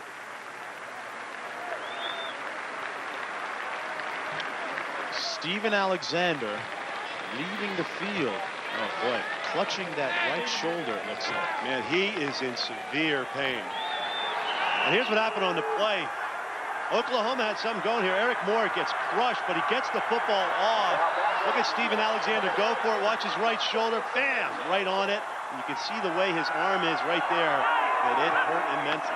Lewis Johnson getting an update on the injury for us. Meanwhile, Eric Moore struggling to stay on his feet, brought down at the 27-yard line. Not sure what they wanted to run. Was it a quarterback draw, John? Yeah, it was. It was, and I think Eric Moore might have been a little bit impatient. He's got to probably set it up a little bit longer, but, you know, you got those people running around you. You know, suddenly you're supposed to wait 2 seconds, and you go, 1, 2, I'm going. I'm out of here.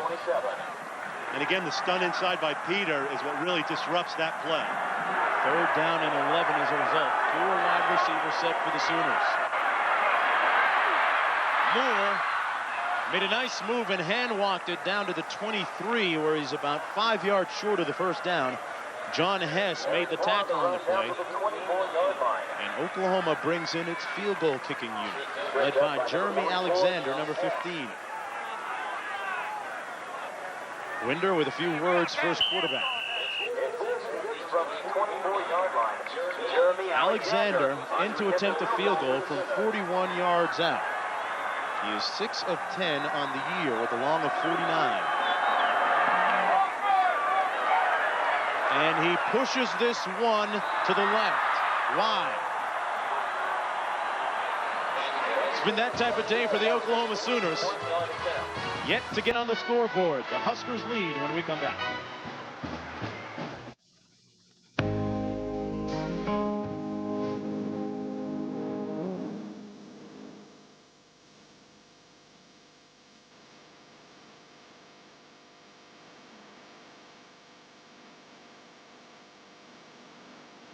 The most satisfied full-size pickup owners are Chevy CK owners.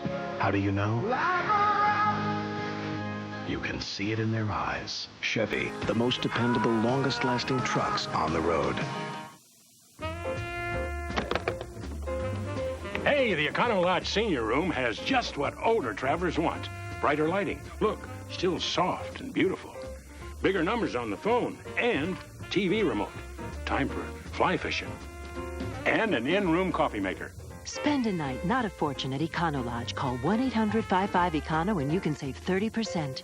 You drink about, just drink that. And you'd be surprised. Your eyes, begin to... McDonald's new Crispy Chicken Deluxe. With an all-white meat breast filet, fresh lettuce, and tomato on a bakery soft roll. It's a grown-up reminder that you're never too old to drool. It's McDonald's with a grown-up taste. What do you get when you cross a high-quality conventional motor oil with an advanced formula synthetic? A revolutionary oil that protects better than regular oils, yet costs less than full synthetics. DuraBlend from Valvoline. Valvoline's the #1 choice of top mechanics. In the Big Ten, Michigan had a 28-10 lead at halftime over Michigan State. They pick up where they left off in the second half. Chris Howard, 13 yards on this touchdown run, and it's a romp right now, 35-10. Mark. All right, John, back here in Nebraska, still pitching a shutout. Oklahoma hasn't scored on Nebraska in 8 quarters now, dating back to their last meeting.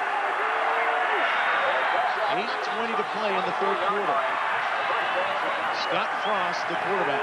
D'Angelo Evans, the I-back. They give it to the fullback, though. The gain's about 2 yards. That's Brian Schuster, number 28. To number 28, Brian Fullerton, Schuster. Nebraska. Tackle made by Rod Manuel. One of the better blocking fullbacks in the conference. Brought down by Rod Manuel, number 85. And he's a bright young man. 3.43 GPA. He's an education major.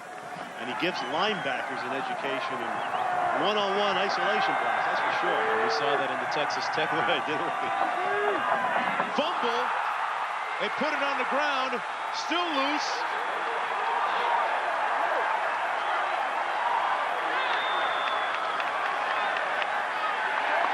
And it's Oklahoma ball at the 22-yard line. Terry White, number 13, made the fumble recovery. If there's 2 things that hurts this team this year in their 2 football games, they lost 4 fumbles to Texas Tech, 3 fumbles to Arizona State. Those were games, they lost one and one was pretty close. But there it is, Evans stumbles as he's about to take the handoff as Frost tries to seat the football. He's not able to get it in there. And there's the recovery by Oklahoma.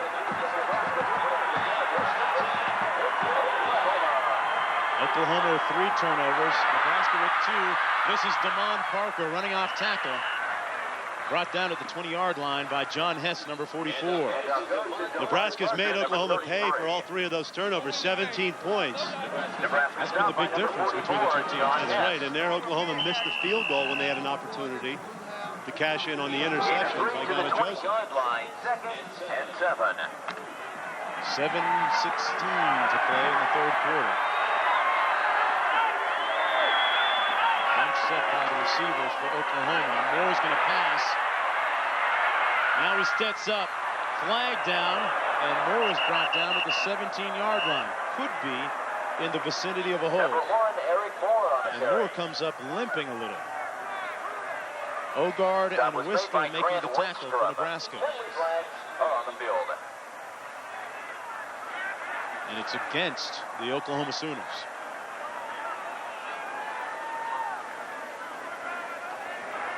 Holding on the offense, 10 yards from the spot of the foul, repeat 2nd down.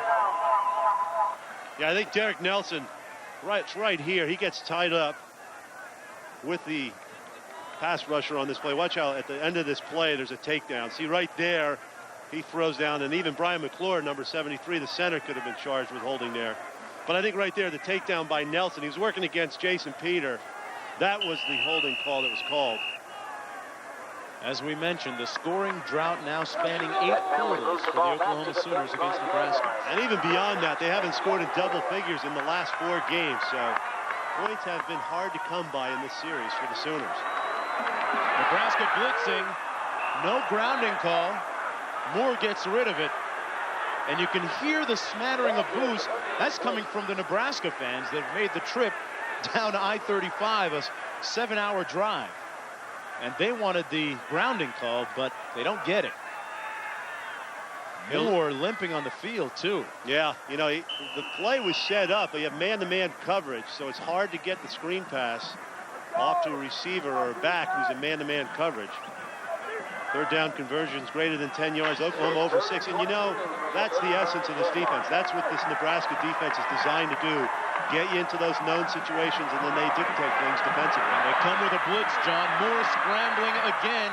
Gets it off to Allen, who's out of bounds at the 29-yard line. Short of the first down. 16 yards short. Jason Peter, number 55, pushed him out of bounds. And I think right here, John Blake may make a decision just to go for it on 4th down. Either that or it's going to be a very long field goal. Oh, they're sending on the field goal unit. So Blake foregoing the 4th down attempt and kicking the field goal. Alexander missing a field goal not too long ago. This one coming from 46 yards out, with a slight wind at his back. And this one is way wide. He misses the other way this time. Yeah, he missed the 41-yarder to the right. He compensated, a longer kick, little breeze in his face, and he pulls it to the left. So two missed opportunities now on turnovers for the Sooners. Yeah, the kicking game and special teams have been the bane of Oklahoma in 1996. Well, tonight on ABC, see the stars of the pro figure skating world in sparkling performances. Former world champions Kristi Yamaguchi, Katarina Witt, Dorothy Hamill, and Kurt Browning highlight the competition. Don't miss the dramatic conclusion to the U.S. Pro Figure Skating Championships. And the romance continues on an all-new episode of Relativity. All tonight at 7 Central right here on ABC. Frost out to the 35-yard line, tripped up by Terry White. Frost, you know, has a very tough job, John, in the respect that so many people in Lincoln and even on his own team expect so much of him. That is a result of replacing a guy that was a starter for his entire career, Tommy Frazier. Oh, exactly. I think there's an interesting parallel, too, I'd like to draw about him and Tommy Frazier. Here's Evans, D'Angelo Evans, who fumbled it last time, moves the pile impressively out to the 44-yard line for a Cornhusker first down. You know, as you said, Scott Frost came on the heels of Tommy Frazier. It reminds me of Danny Cannell coming on the heels of Charlie Ward. Now, Charlie Ward won the Heisman. Tommy Frazier came in second, and many people felt he should have won the Heisman last year. But they both had national championship teams, and it is so hard to be the next guy in line. I mean, the expectation is so high for that position because it has been so productive in the past. And that's, you know, that's a lot of what Scott Frost had to deal with here. They give it to the fullback this time. That's Schuster. Gains about 2 yards. Frost coming off an impressive game a week ago. There's a look at Schuster. Talked about Schuster, number 28 right there on your screen. His impressive blocking on those ISOs and those lead plays when they give it to the tailback. Last week he was involved, actually a few weeks ago, he was involved in a violent collision at Texas Tech. Ended up with a stinger in his shoulder. He was still rubbing it yesterday at practice when he was but the other guy was hurting worse than he was. That's all he cared about. Run the counter. This is D'Angelo Evans out over midfield. Falls down right at the 50-yard line.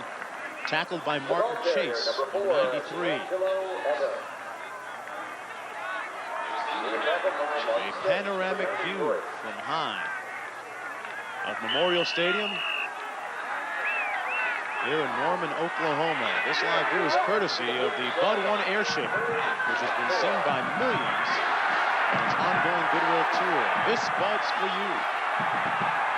Third down and 4 for Nebraska. Backs are out of the eye. Frost on the option, makes the pitch to Evans, puts his hat down, and a display of very, very strong running by D'Angelo Evans. Ran over a would-be tackler to pick up 9 yards in the first down. Well, you know, that's something you don't often see from a true freshman. You get a sense of the power at 5'9", 210 pounds of stature and build, very similar to a guy by the name of Emmitt Smith. Plays a little bit south of here. Look how he just lowers the shoulder, the leg, and the arms and knocks over Mike Woods, another true freshman who doesn't get hit very often like that. These are kids that, you know, right out of high school, and all of a sudden he's got to tackle a guy like that, saying, boy, they run a lot harder here than they did last year in high school. John, 1st and 10, 4:05 remaining in the third period. They look for the flanker screen. Frost downfield, has a man. Touchdown Huskers. Lance Brown, 41 yards on the strike. Lance Brown is looking around like he did something wrong. He only had caught 2 passes so far this season, but he did an excellent job. Boy, running down that football, making the catch, and a little bit of gymnastics right at the end of the play, too. There he is, the old flip for the touchdown. Make sure you tuck the head. That's good. Oh, what a great job. Good dismount by Lance Brown. And in comes Chris Brown, no relation, for the extra point. Nebraska silencing the sellout crowd at Memorial Stadium with a 31-0 advantage. And a moment ago, we were talking about the quarterback, number 7 for Nebraska, Scott Frost, and the expectations on the heels of Tommy Frazier. Well, Frost threw a strike right here. One thing Frost has, though, is look how much room there is between Lance Brown and Anthony Fogle, number 9. That's a lot of area to be able to throw that football in. What I like about that play is the ability of Lance Brown to run that football down. But typically, when Frost throws the football in this offense, that's the kind of cushion his receiver usually has from the defensive back, because defensive backs are so run-oriented. You have to be so careful when you face that option. And it's so tough when you see that option all the time. You get used, John, I guess, to coming up all the time to support. Oh yeah, I mean, you have to make plays. Look at this Cornhusker offense over the 30-point mark. They've been doing it for the last 20 years. And they've averaged, Nebraska has 30 points per game per season. Since 1977, they have 31 on the board today, with just under 4 minutes to play in the third quarter. Chris Brown getting set to kick off. And look at that last scoring drive.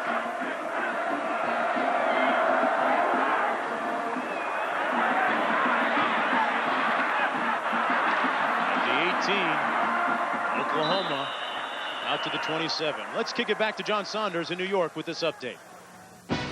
Mark, Temple hung with Miami for a little while, but not for long. Ed Guerin-James back to Ryan Clement. He goes 43 yards to Tony Gator on the flea flicker, and the Canes have opened up a 3-touchdown lead. Mark. All right, that's unfair. They shouldn't be able. You shouldn't be able to do that against Temple. You should have a no trickery rule against Temple. They turned it around real quickly in that one. Fuente back in at quarterback. It's up in the air, and it's picked off. Fuente, on his first play back in the lineup, is picked off by none other than Oklahoma's own Mike Minter, number 10. It was tipped at the line of scrimmage by Jason Peter. And Mike Minter with an interception and a clip for the highlight reel in front of 40 of his hometown fans. You think he's reliving the days when he used to run around with burning leaves smelling in the background? Mike Minter is just the only one that gets a track on this football. And he comes in, and Fuente certainly doesn't feel real good about that interception coming off the bench. And Herbie the Husker is just geeked up about it, isn't he? First and 10. On the end around. Down to the 22-yard line. That's Chevin Williams. Oklahoma being bitten by 4 turnovers today. Nebraska able to convert those into points, too. Yeah, that's right. 3 out of the 4. Let's see what they do with this one here. But every time, they have 17 points off those turnovers. 2 touchdowns and a field goal. A very unpropitious return for that quarterback right there. Justin Fuente. 3:15 to play in the third quarter. 2nd and 8 for Scott Frost in Nebraska. Last year, Nebraska defeated Oklahoma 37-0. Right now, it is 31. Frost audibling at the line of scrimmage. Sometimes they have trouble hearing him, but with a silent crowd, no trouble getting the call there. Evans down to the 23. Well, at the conclusion of today's game, we'll select the genuine Chevrolet Most Valuable Player of the game from each team. To date, Chevrolet has awarded nearly $6 million to the scholarship funds of America's colleges and universities. 2:34 to play in the third quarter. The face of John Blake pretty much tells the story so far for Oklahoma. The one thing about Blake, though, he will not give up. And he won't allow his players to give in either. Play fake by Frost. Has room, but is dragged down and stays on his feet. Miraculously, eluding the grasp of number 40, Chris Justice, and Frost picks up 10 yards. Vogel and Petos finally bringing him down. Scott Frost, very good athlete. And you get a sense of the strength in the legs of this young man. He takes Chris Justice for a real nice long ride there, right beyond the first down marker.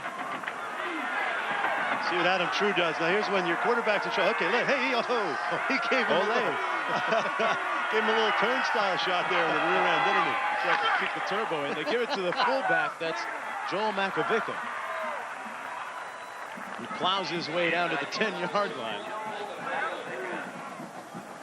I tell you what, Adam True could be a good little bullfighter, couldn't he? At 305 pounds, stepping out of the side of the running back.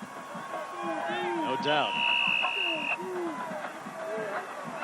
Frost, who after a shaky beginning for his offense, has settled down. Well, good job. It's second down and 8. Frost with 13 yards rushing. Into the end zone. Incomplete, intended for Brendan Holbein. Holbein had a couple of touchdown catches last week. There he is, number 5. He's covered by Woods on the play. Holbein, the team's leading receiver. At only 5'9", the one thing that you have to note constantly about these Nebraska wideouts is that they're very good blockers. They are, and they don't recruit wide receivers. Both starters, John Vedral and Brendan Holbein, are walk-on players who've done well here. I couldn't help noticing he has 37 career receptions coming into the game. That's number 36 all time. He's 2 behind Larry Frost, the halfback. That, of course, was Scott's father, who played here about 20 years ago. I wonder if Scott's not going to get the football team purposely.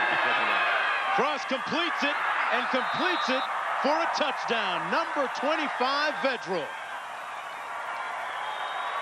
And the beat goes on for the Big Red from Lincoln. I don't know what it is, but when Nebraska gets a turnover, they just make other teams pay for it, don't they? That's 3 touchdowns, 1 field goal today, all off of turnovers. And by and large, that's the story of this football game. This will be one for John Blake to forget. Nebraska leading 37-0. Make that 38 with the extra point. One more look at the touchdown tots. This is Vedral's first touchdown reception of the year. It's a blitz, man-to-man coverage. 45, Tyrell Peters comes in. Boy, what a nice catch by Vedral. That ball out in front of him, low and away, a difficult catch. He does an excellent job of bringing it in. Let's go downstairs to Lewis Johnson. Okay, Mark, thanks. Just a preliminary piece of advice or information regarding Steven Alexander, the Oklahoma tight end. News is not too good for him so far. Doctors are saying that they think his AC joint in the right shoulder is bad.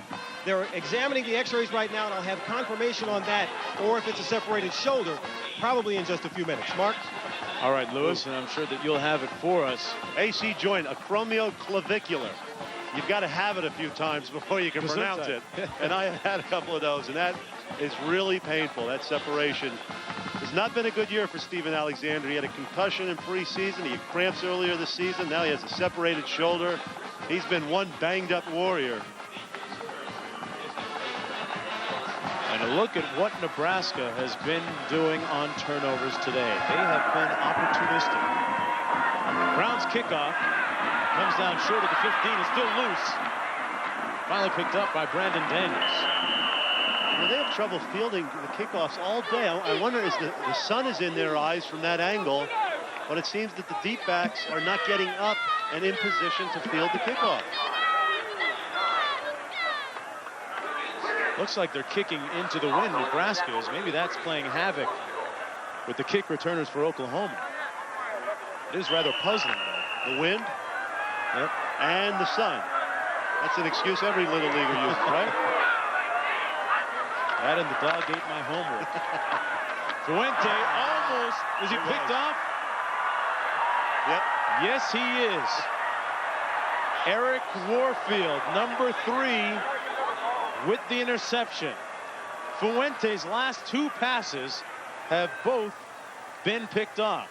And he's simply trying to get a pass play or a screen play thrown off to his fullback, I believe. Dwayne Chandler. See if we see it there. The fullback's number 32. In position. Now he fights off. Yeah, now there's the ball to him right there. It's thrown too hard over his head. And Warfield, who's a very dangerous punt blocker, comes up with yet another turnover, the 5th today, caused by the Black Shirts. And actually, John, the last 3 of Fuente's passes have been picked off. Frost working again with a short field, wants some now, and it's incomplete. Intended for Shelton Jackson, number 88. Justin Fuente has thrown more interceptions than completions today. Well, he's actually 50% if you look at it, but of course it's easier when the guy 20% to his own team, 30% to the other. It's easier when those other guys in the uniform the guys in the other uniforms are open. Justin can't get discouraged. I mean, this game now is out of control, but he is a freshman. I have a feeling by the time he's a senior, these games are going to be a lot closer, maybe as soon as next year. Here's D'Angelo Evans dancing down to the 10-yard line. He's about 3 yards short of the first down. 45 seconds to play now in the 3rd quarter. Dale Allen making the tackle. And I think, you know, you're looking at Fuente there. He's obviously disappointed in himself. But that's what this Nebraska defense does to you. I mean, it just makes you accelerate. Whether it's a quarterback draw that you're running or a pass that you're throwing, you just tend to do things a lot faster than you should within the normal rhythm and timing of your offense. That's the pressure that defense puts on you. And a lot of teams in the country are trying to copy this very defense. And a different Nebraska team since losing to Arizona State. Frost keeps it on the option. Is near the first down at the 7-yard line with 7 seconds to go in the 3rd quarter. White and Peters making the tackle that time.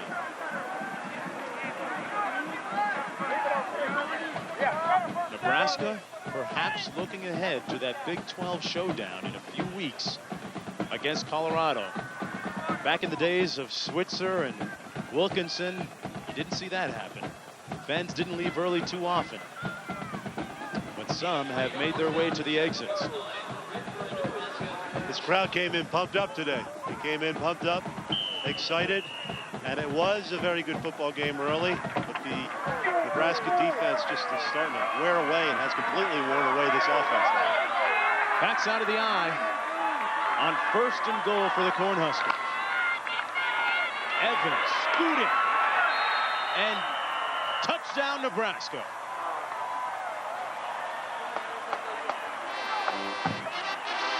Don't think Nebraska's trying to rub it in now, ladies and gentlemen. That's the 2nd offensive line in there. And they did an excellent job. And, you know, the players just keep coming and coming. And this is a 2nd-team line that'll be blocking for this player for a long time. The true freshman, D'Angelo Evans, with yet another touchdown. And just to underscore that point, you said it was a 2nd-string offensive line. Evans is the 3rd-string tailback. The extra point is good, and it's 45-0. Let's go back to John Saunders in New York. Thanks, Marcus. Time for the Burger King update. Comes from the Minnesota-Ohio State game. The Buckeyes struggling, only up 10-0.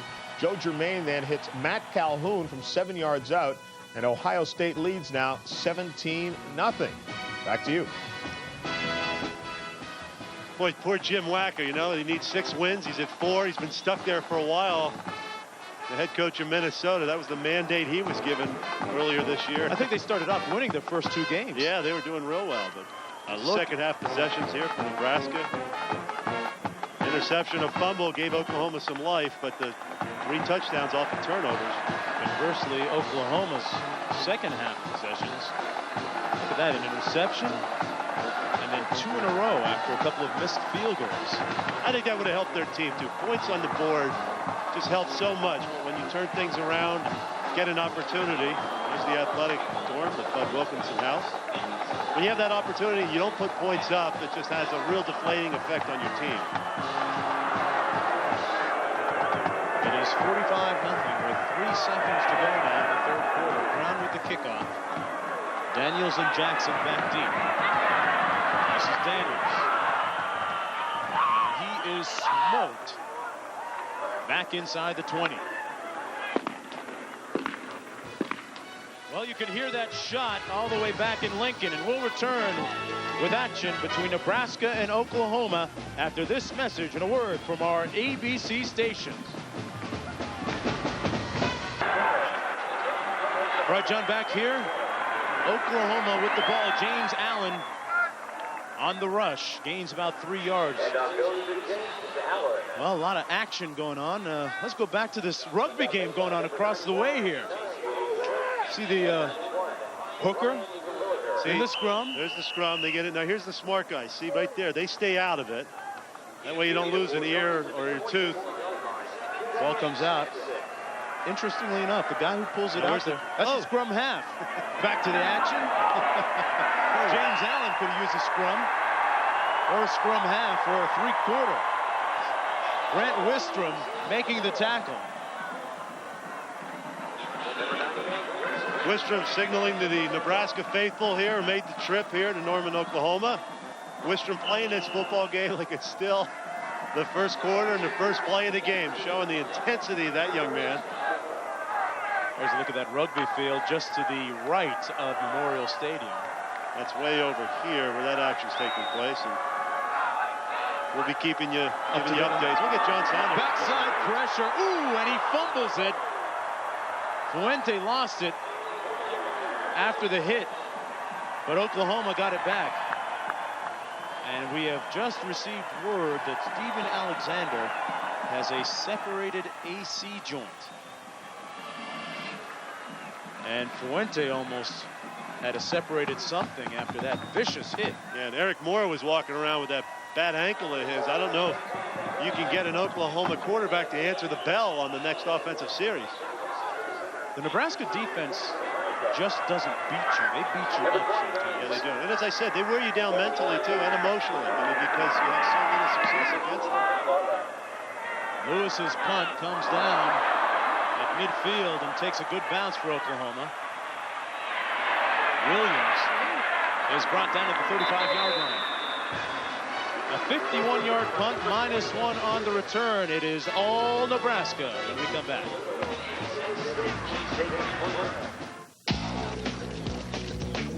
And now from Paris,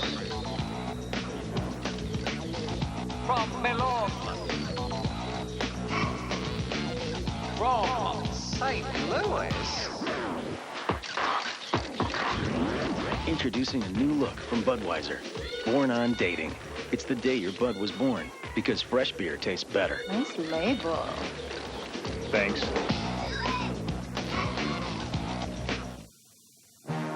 The forecast called for a calm, quiet meeting, but a tempest rages instead.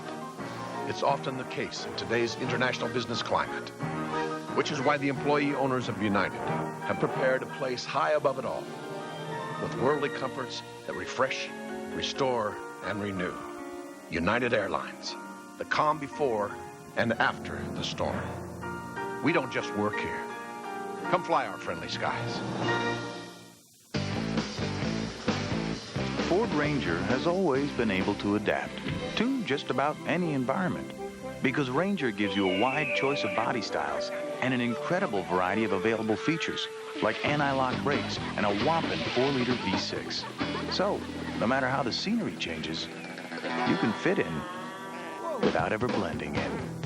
Ford Ranger, the best-selling compact pickup in America, starting at just $10,880. World champions Michelle Kwan and Todd Eldridge lead the field in the first competition of the season. Thrifty Car Rental Skate America, tomorrow on ABC Sports. Look at the top 25 action today in college football. Ohio State leading in their battle against Minnesota. Although the margin so far isn't what people thought it would be. Look at Colorado losing in their football game today. That's a surprise. Certainly has implications in the Big 12. And Colorado and Nebraska both at 4-0 coming into this afternoon's action.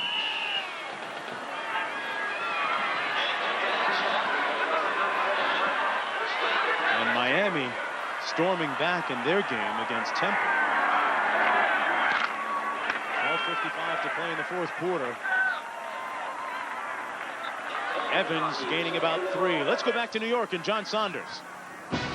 Mark, Minnesota quarterback Corey Sauter goes back to pass, and the freshman Andy Katzenmoyer steps in front and goes 42 yards for the touchdown. The first time since 1975 that number 45 has scored a touchdown for the Buckeyes. Of course, they retired Archie Griffin's number after that season. Missouri and Colorado, you mentioned it, Missouri's up by 3. Mark. There's a lot of flack about Katzenmoyer getting that number 45 too, but then people saw that true freshman play, and they changed their minds pretty quickly. Yep. He's got some skills. You know, I did a high school football game, the Big 33 game. Ohio plays Pennsylvania, best football players in high school, Katzenmoyer. And I remember talking to Todd Blackledge and others about him, and they're saying he could step right in and start as a freshman. And sure enough, not only has he started, he may very well be the Big Ten Defensive Player of the Year. It's interesting when you look at Ohio State and the Big Ten, they have a matchup coming up against Michigan, a game you'll see on ABC at the end of the month. Bill Young telling us that that was one of the worst coaching jobs that they had done all year when they lost to Michigan last year. Young, of course, was the defensive coordinator for the Buckeyes a year ago. On the freeze option, Frost putting some ice on this one. Jackson, touchdown.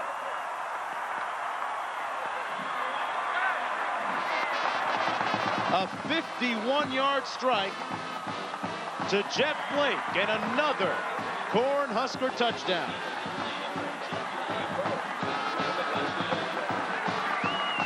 Well, everybody's taking turns today. Look at that, escaping the bump and run. Jeff Blake does an excellent job of beating that bump and run coverage by Cedric Stevens. And with the one-on-one coverage, boy, he just races down the field. That's a real nice move by that wide receiver.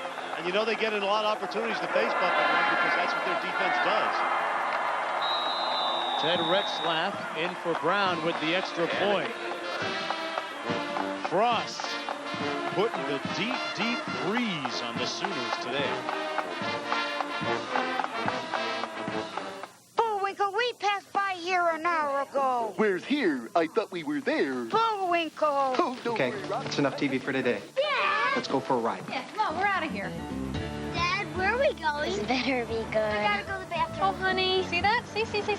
That's cool. When we gotta be there. Stop, wait! Dad, can we take him home? Ford Explorer, because the world's too big to be left unexplored. We're there. We at Dr. Pepper never thought anyone would duplicate our one-of-a-kind taste. But someone finally did. We did. Discover what millions already have, the great taste of Diet Dr. Pepper. Now, with 50% more tender filet than before, McDonald's new Fish Filet Deluxe is sure to satisfy your grown-up needs and desires. For lunch. It's McDonald's with a grown-up taste. Life isn't just measured in days or years.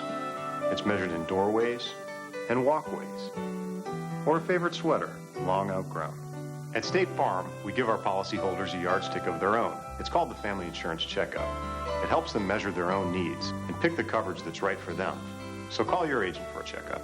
Because insurance, like other things in life, is something you never want to outgrow. Like a good neighbor, State Farm is there. What's up? Hey, Northwestern has had a real Cinderella season. They take on Penn State next, or Washington, USC, Maryland, Clemson, or Baylor at Texas. Call your cable operator for the games available in your area. Chris Brown in to kick off for Nebraska. And there's a look at Scott Frost, who just threw that touchdown pass. What's up, Dad? What's up, Mom? The longest pass of the season for a touchdown.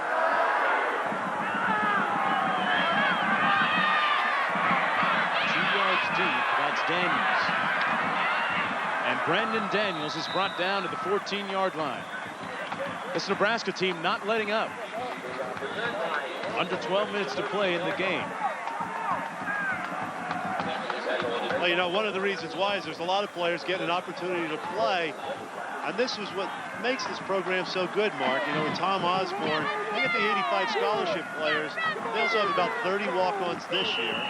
There's 3 guys starting on offense for this team.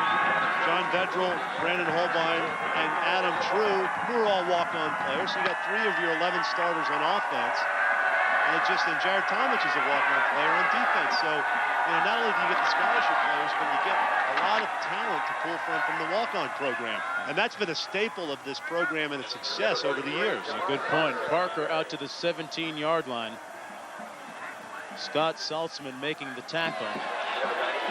It's got to be a disappointing afternoon for the Oklahoma Sooners coaching staff and players. So much pressure on the coaching staff and the players. And John Blake talked about some of that with us earlier.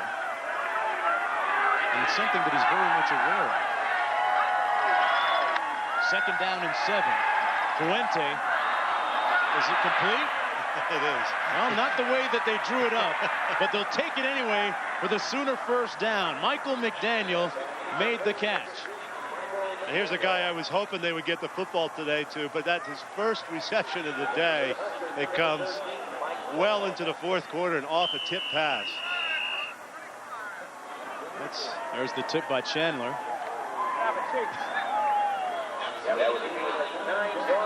We'll take it out to the 25-yard line. 1st down and 10 for Oklahoma. You think a 53-point comeback could be based on that play right there, Mark? I don't know if there's a 53-point play in the playbook. Here's Parker. Still on his feet. No quit in this Oklahoma team. Symbolic of their head coach, John Blake, who talked about some of the pressures today. I know so many of those kids in this university right now.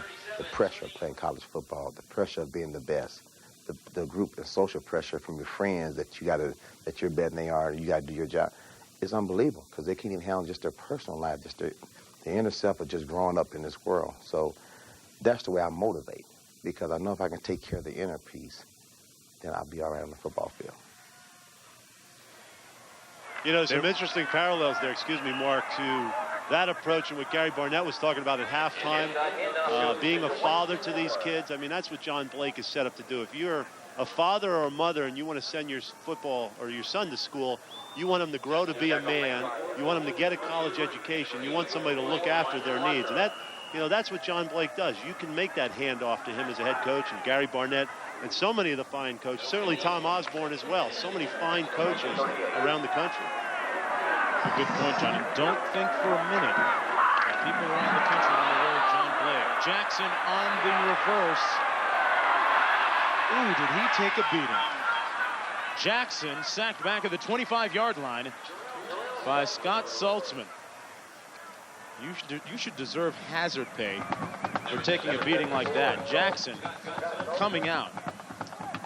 A loss of 10 on the play. But back to John Blake for a moment.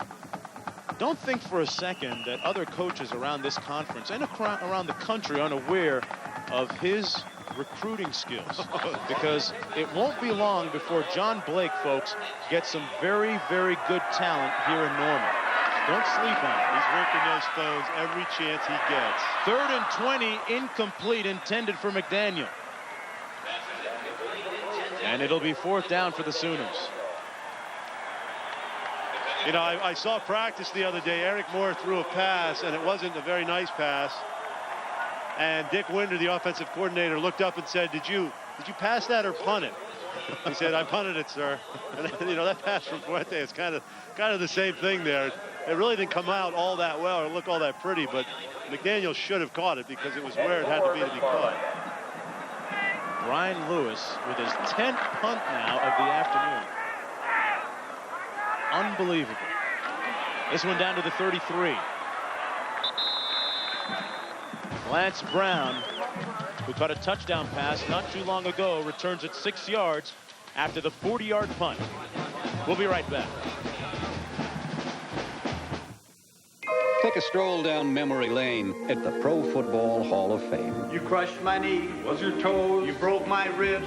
It was your nose. Ah, yes. I remember it well. You sacked me once. I sacked you twice. In pouring rain. No, it was nice. Ah, yes. But when you go, don't forget your Visa card, because the Hall takes the NFL's best, but not American Express. See ya, Nitschke. It's Butkus. Ah, yes. Visa, it's everywhere you want to be. This is for Mr. Blanchard, who told me to make something of myself. For Miss Miller, who never let me settle for a C. For my parents, who believe in my dreams. For myself, for my future. Be all that you can be.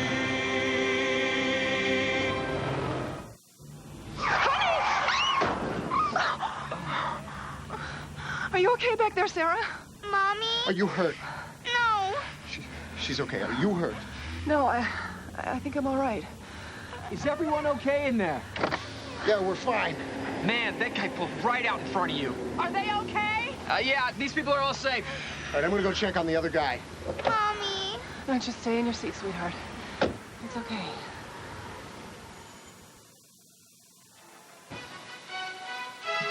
College football on ABC Sports brought to you by Ford and your Ford dealer. Have you driven a Ford lately? Dr. Pepper and your local Dr. Pepper bottler. Dr. Pepper is just what the doctor ordered. Econolodge and Burger King, where you can get your burger's worth. Look at the campus here in Norman, Oklahoma on a sunny, cool November afternoon. Matt Turman now in at quarterback for Scott Frost. Turman, the former walk-on, hands it off to his fullback. 52-0, Nebraska leading Oklahoma. And back in the days of Barry Switzer, when he coached here at Oklahoma, wouldn't see those kinds of scores on the board. Switzer, of course, now the head coach of the Dallas Cowboys. A lot of exciting things happening here surrounding the football program there. Facilities, procurement of talent, the future. Turman completes the pass to Kenny Cheatham. Let's go downstairs to Lewis Johnson for more. Mark, just to further add to that, the Sarkay Foundation here in Oklahoma has donated $700,000 to this $5.5 million project. Now, they want Barry Switzer's name on the building. It will be right here in the east end zone where I am standing at the moment. It will be a strength and conditioning center, also a medical training center for all of the athletes and students, something they're going to need to help bring this program back up. Mark? Lewis, and a look at some of the insides of the proposed building. A fumble by Evans. Oklahoma has it. Number 93, Martin Chase, has the ball.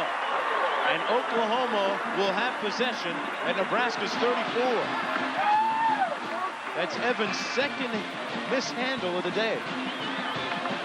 Yeah, that's got to be a little bit disturbing. Turman, the quarterback in the football game, Scott Frost is finished for the day. And that ball again, you know, before Evans fumbled when he stumbled, it looked like it was just stripped out of there, and Chase tries to make Chase into the end zone. He's a pretty active player today. He had a good first quarter back when the Oklahoma defense was playing real well. Chase was very active along with his other friends in the defensive front. John, 8 turnovers today combined. 3 for Nebraska, 5 from Oklahoma. Damon Parker is not going to turn that over, though. Touchdown Sooners. And that's the first rushing touchdown against Nebraska, going all the way back to their opener against Michigan State. And finally, But this sellout crowd, it started as a sellout crowd, has something to cheer about.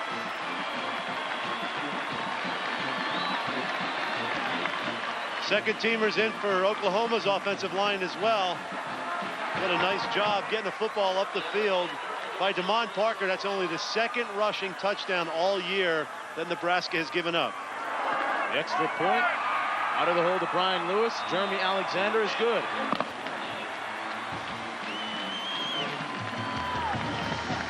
Damon Parker with an education and acceleration. Oklahoma gets on the board. Ball is seated a little bit low for D'Angelo Evans. See how it's under his left arm and then it slips out. Recovered by Martin Chase, and then Damon Parker scores on a 33-yard touchdown run to get Oklahoma at least on the board in this football game. Number 33 for 33. And that's the longest run, John, interestingly enough, allowed this season against Nebraska's defense. I bet some of the second teamers are hearing it from the first team. There's another fumble by Williams. You know, there it is. There's that wind-sun thing we're talking about. It's an earlier kickoff today, and I think that Nebraska hasn't fielded many kickoffs in this game, but that's where they're having problems with that wind and sun.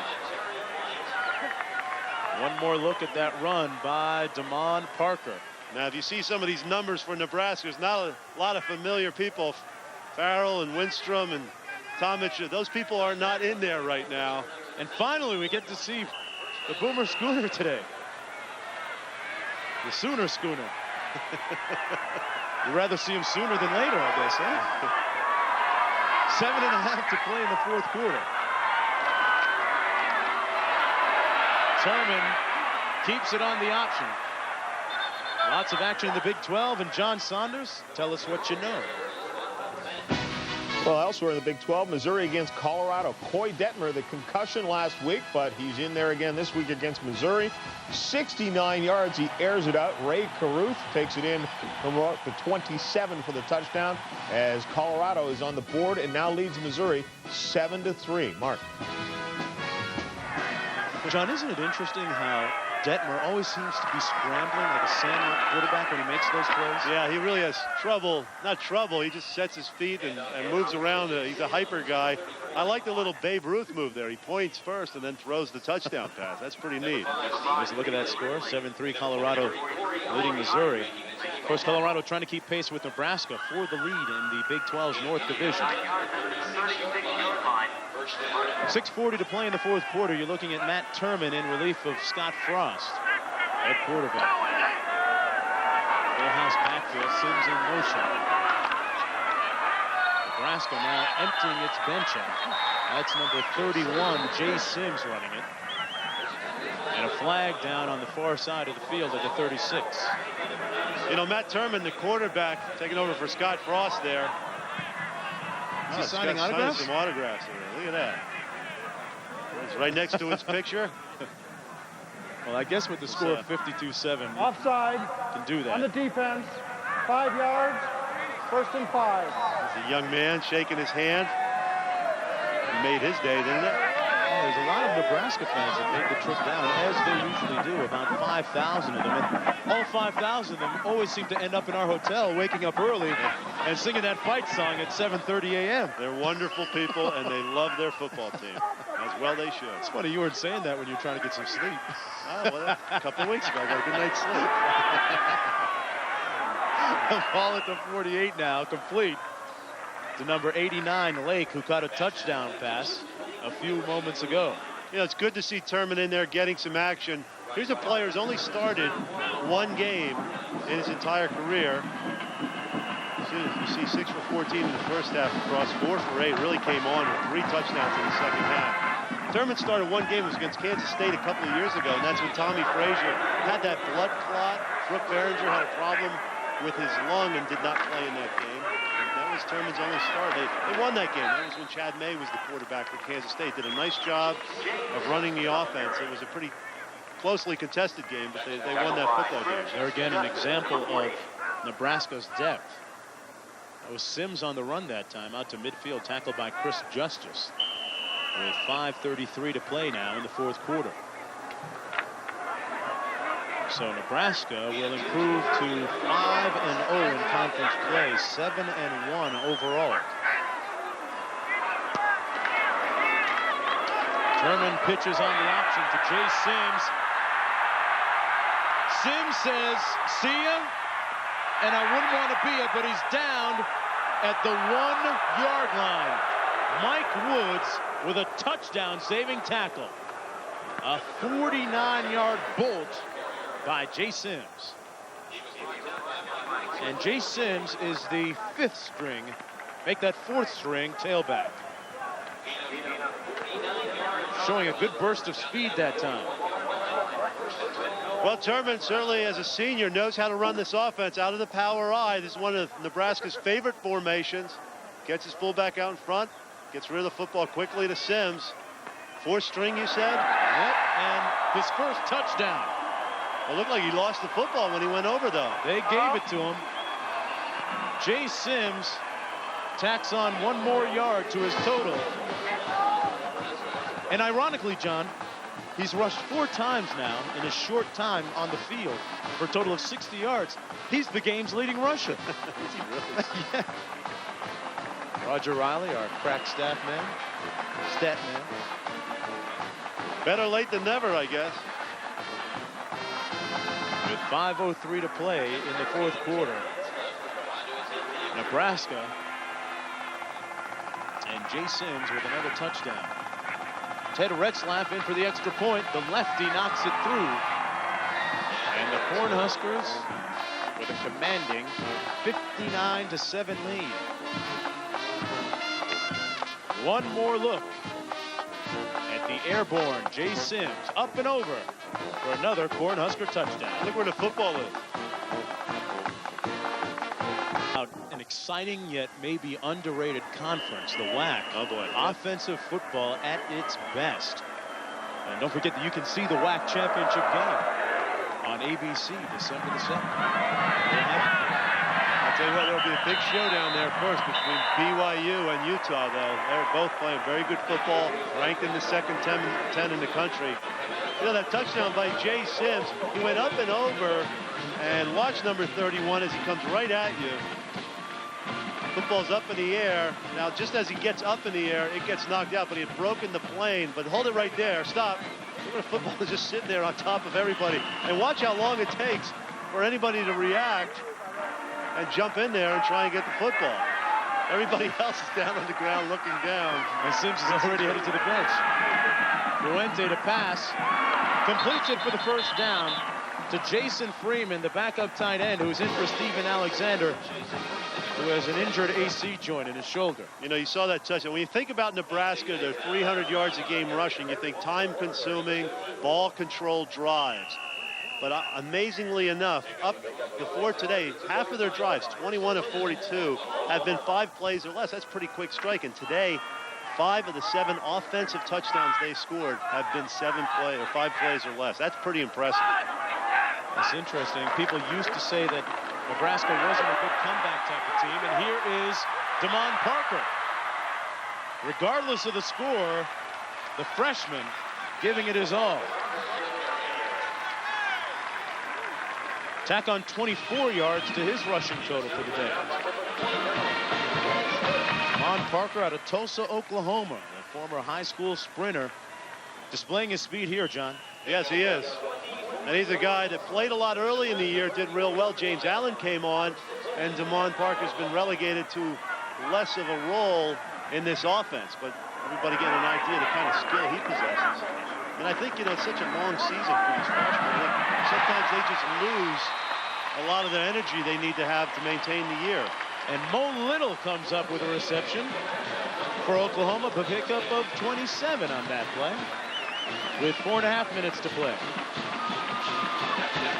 Yeah, bump and run coverage, man to man. Mo Little doing a good job working on Jerome Peterson, number 26. And a good job of reversing around with the hips and catching that football thrown over the outside. A difficult catch for Mo Little. First down and 10 with 4:20 to play. That's Damon Parker getting to the corner. Parker with his second touchdown of the afternoon. Damon Parker, 17 yards to pay dirt.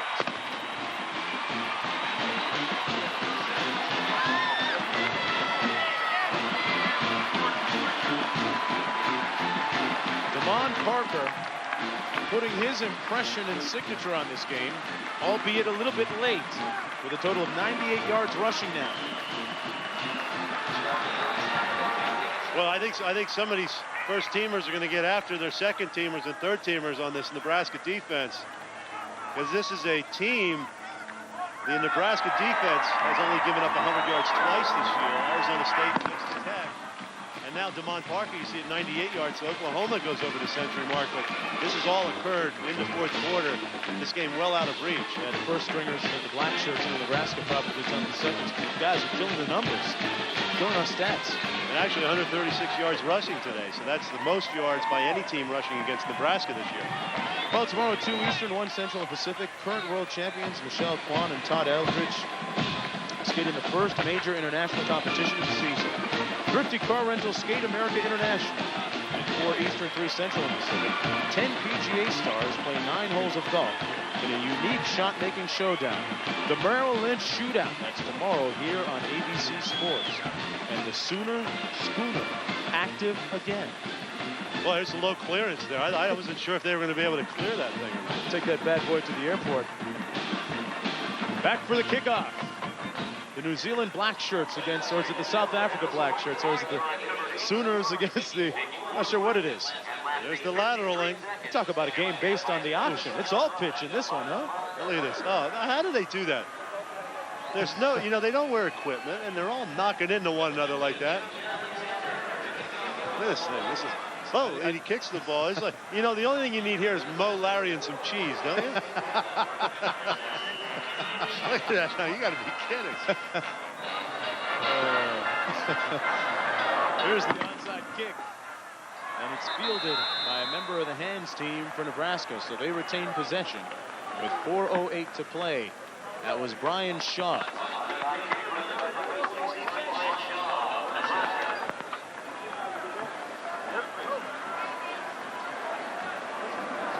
(59-14) with 4:08 to play now in the fourth quarter.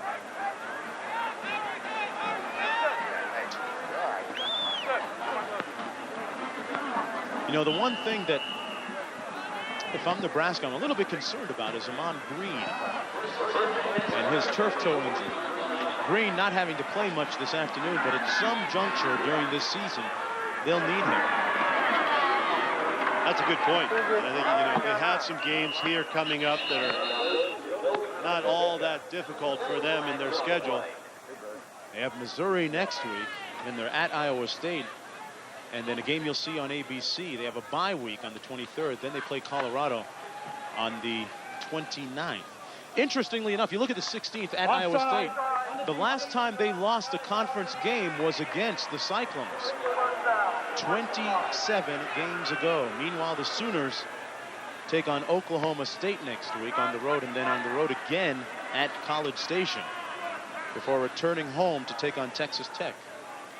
Now they'll be 2-3 in the conference after this game, but Oklahoma has a chance in all those 3 games coming up. It still has a chance at winning the South Division, believe it or not, in the Big 12. Tom Osborne, the architect, of the Nebraska program, extremely successful during his tenure. First down and 5, 38-yard line for Nebraska. This is Jay Sims. Sims with the first down. Wow, Sims getting his share of the numbers. Down to the 23-yard line. A 16-yard pickup. Well, he's showing some real speed and some good footwork, isn't he? For a fourth-string I-back, you've got to be kidding. They just keep coming at you. And here's a look at Nebraska's schedule next year, starting off with what some people might call a couple of cream puffs. Well, that non-conference schedule, yeah, Akron Central Florida was a late addition. They had to fill that position there. And then Washington moving into the Big 12 conference, but I got a feeling they might win those first 2 games next year. Nice to see you go out on the limb. Let's go downstairs to Lewis Johnson. Okay, Mark, thanks. You know, Nebraska defensive tackle Jason Peters will not only be happy about the win, he'll also be happy to get the cast off his right broken hand. Now, this is the one he wears during the week. 2 fingers exposed there. But during the game, because he can't grab properly, he has the 2 right fingers here, the 2 left fingers taped down. He says that absolutely drives him nuts. So when the game is over, they'll cut the cast off that you see right there on his right hand, and he'll get the regular cast back on. Mark? Want a count? No, thank you. I like my bones together in one place. Thank you very much, Lewis. The pass incomplete. Have our 3rd-string quarterback in now for Nebraska. Yeah, you know, Peter made the first hit today, if you recall. Look at that thing. He's got like a big Q-tip there on his right hand, doesn't he? That's a club. What are you talking about? I use that thing to lock my car up. Oh, he's got the tattoo up there. Peter, actually, if put him in the car, I won't get it stolen. No.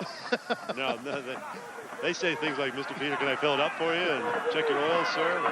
That kind of thing. Jeff Perino in a quarterback now for the Cornhuskers. They snap it to the tailback, a play they like to use, and Sims is going to get his 2nd touchdown.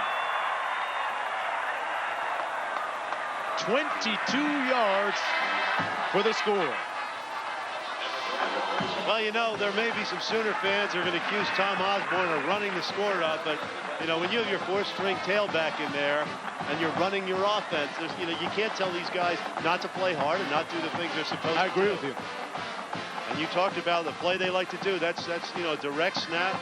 That's your 3rd-string quarterback in there, Jeff Perino. This is your 4th-string tailback.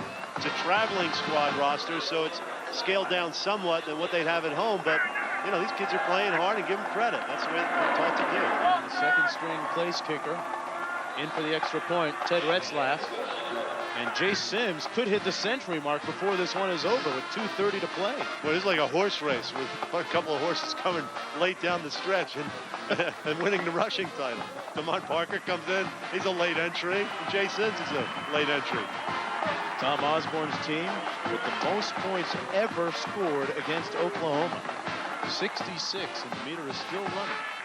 2.5 to play in the ball game. Tom Osborne never really seems to change much. There's the cast. I wonder if he signed it. Yeah, he looks like a hoagie, doesn't he, in his hand? Yeah, speaking of hoagies, you know, the Peter family runs a very successful restaurant back in New Jersey called Fromagerie, where his brother Christian is presently helping out their father run the business. Christian Peter, of course, played for the Cornhuskers a year ago. Well, you know, Mark, with your insatiable appetite, it sounds to me like you're setting yourself up for a free meal right now. Hey, if we make that flight, I'm right there, baby. Well, look at that. James Sims, championship looking due as well. Retzlaff ready to kick off.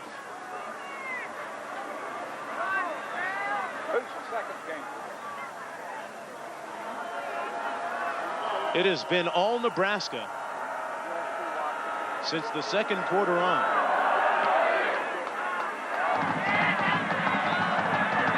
Boy, you know, Retzlaff has a pretty strong and accurate leg, and I've never seen John Saunders kick, but I hear he's not too bad. Is that true, John? Would have been in the front row, Mark, without question. Colorado against Missouri. Corby Jones, 13 yards on this run. Gives the Tigers a 10-7 lead over Colorado. We'll keep you up to date, and we'll kick it back to you, Mark.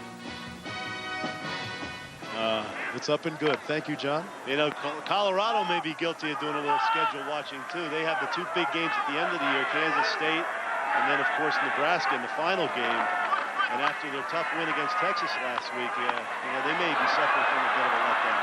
Boy, I like Damon Parker. Nice spin move to get away from one would-be tackler. Broke a couple more tackles. You know, you got an example right there of John Blake and the influence he has on this team. They have not given up.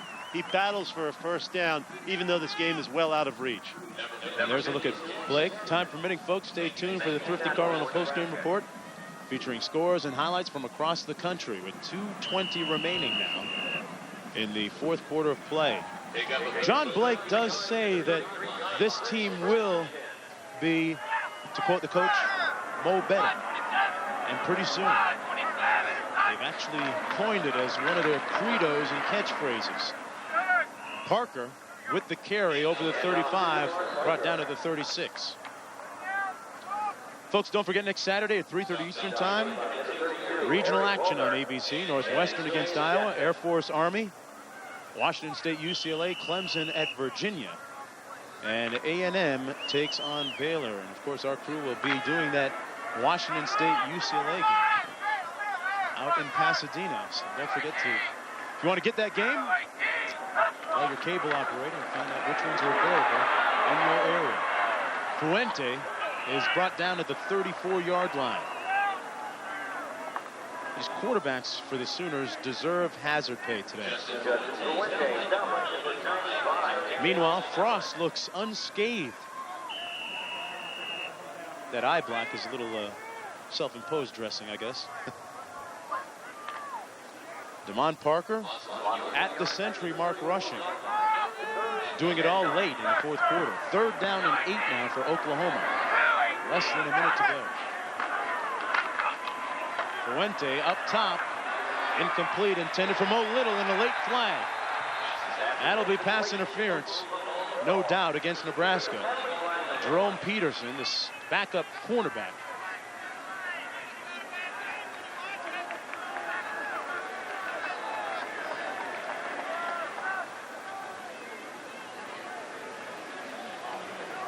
Pass interference on the defense, 15 yards, automatic first down. Tom Allers with the call. Look at Mo Little. Sooners trying to get Mo better. 51 ticks to go.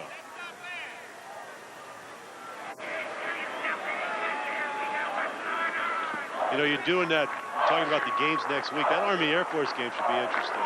You got the top 2 rushing offenses in the country.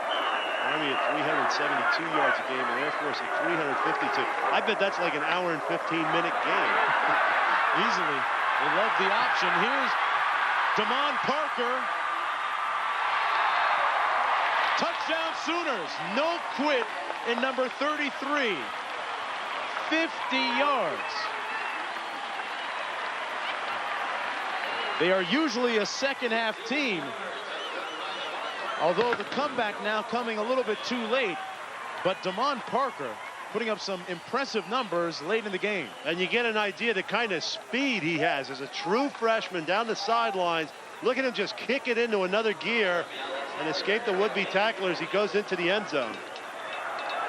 Damon Parker being able to brag that he's outrushed any team this year against Nebraska by himself. A nice trivia answer. One more look at Parker on the counter.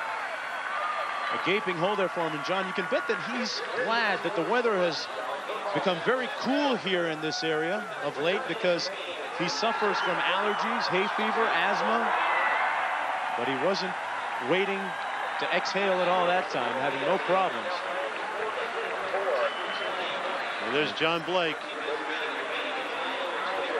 Patting his young man on the back, saying, I got you for 3 more years. I let the Sooners scoot. You know, the people, they're a little slow today. The people here, they weigh more than the ponies, for crying out loud. No wonder it takes a while for those things to get some giddy up. Come on, let's go, let's go. There you go. They might need to feed those ponies a little bit. Now watch the clears here. Here's the problem I have. Get down. Yeah, see the guy duck. Whoa. Low bridge. Ooh. Well, cigar they are not, of course. Meanwhile, Damon Parker, 150 yards rushing. Jeremy Alexander set to kick off. Cheatham and Evans back deep for Nebraska. That's Kenny Cheatham. People, don't blink. Please don't blink. Kenny Cheatham, touchdown, Nebraska. The carnage continues. Ring up 85 yards on your register. You know, Cheatham's a guy I really like as a receiver. He's tall in stature, 6'4", 210 pounds, just a sophomore. And he's the kind of guy, I think, in the normal scheme of things and what they do offensively, you need to see them try and get the football to him more often. But he certainly shows you what his skills are as a kickoff returner. There's a flag in the end zone, but we'll take a look at the replay. It'll probably be for celebration. I believe so, but gee, that shows you the speed and strength that he has and the power for a wide receiver. And keep in mind, most of the receivers here are walk-on players. Kenny Cheatham into the end zone. We like the way you do it. Uh-oh. No, don't take that helmet. No, you can't do that. I think he was trying to run off the field, but he got stopped See, up. now he realized, uh-oh, I can't do that. That's a celebration rule. Unsportsmanlike conduct on Nebraska. 15 yards, which will be administered on the kickoff. Okay, he's saying I took the helmet off too soon. I had the touchdown part right. And when the coach comes over to tell him not to do it, he'll get remorseful all of a sudden. Yes. Oh yeah. That's kind of like when you get caught chewing gum by the teacher. You spit it and then you put it back in.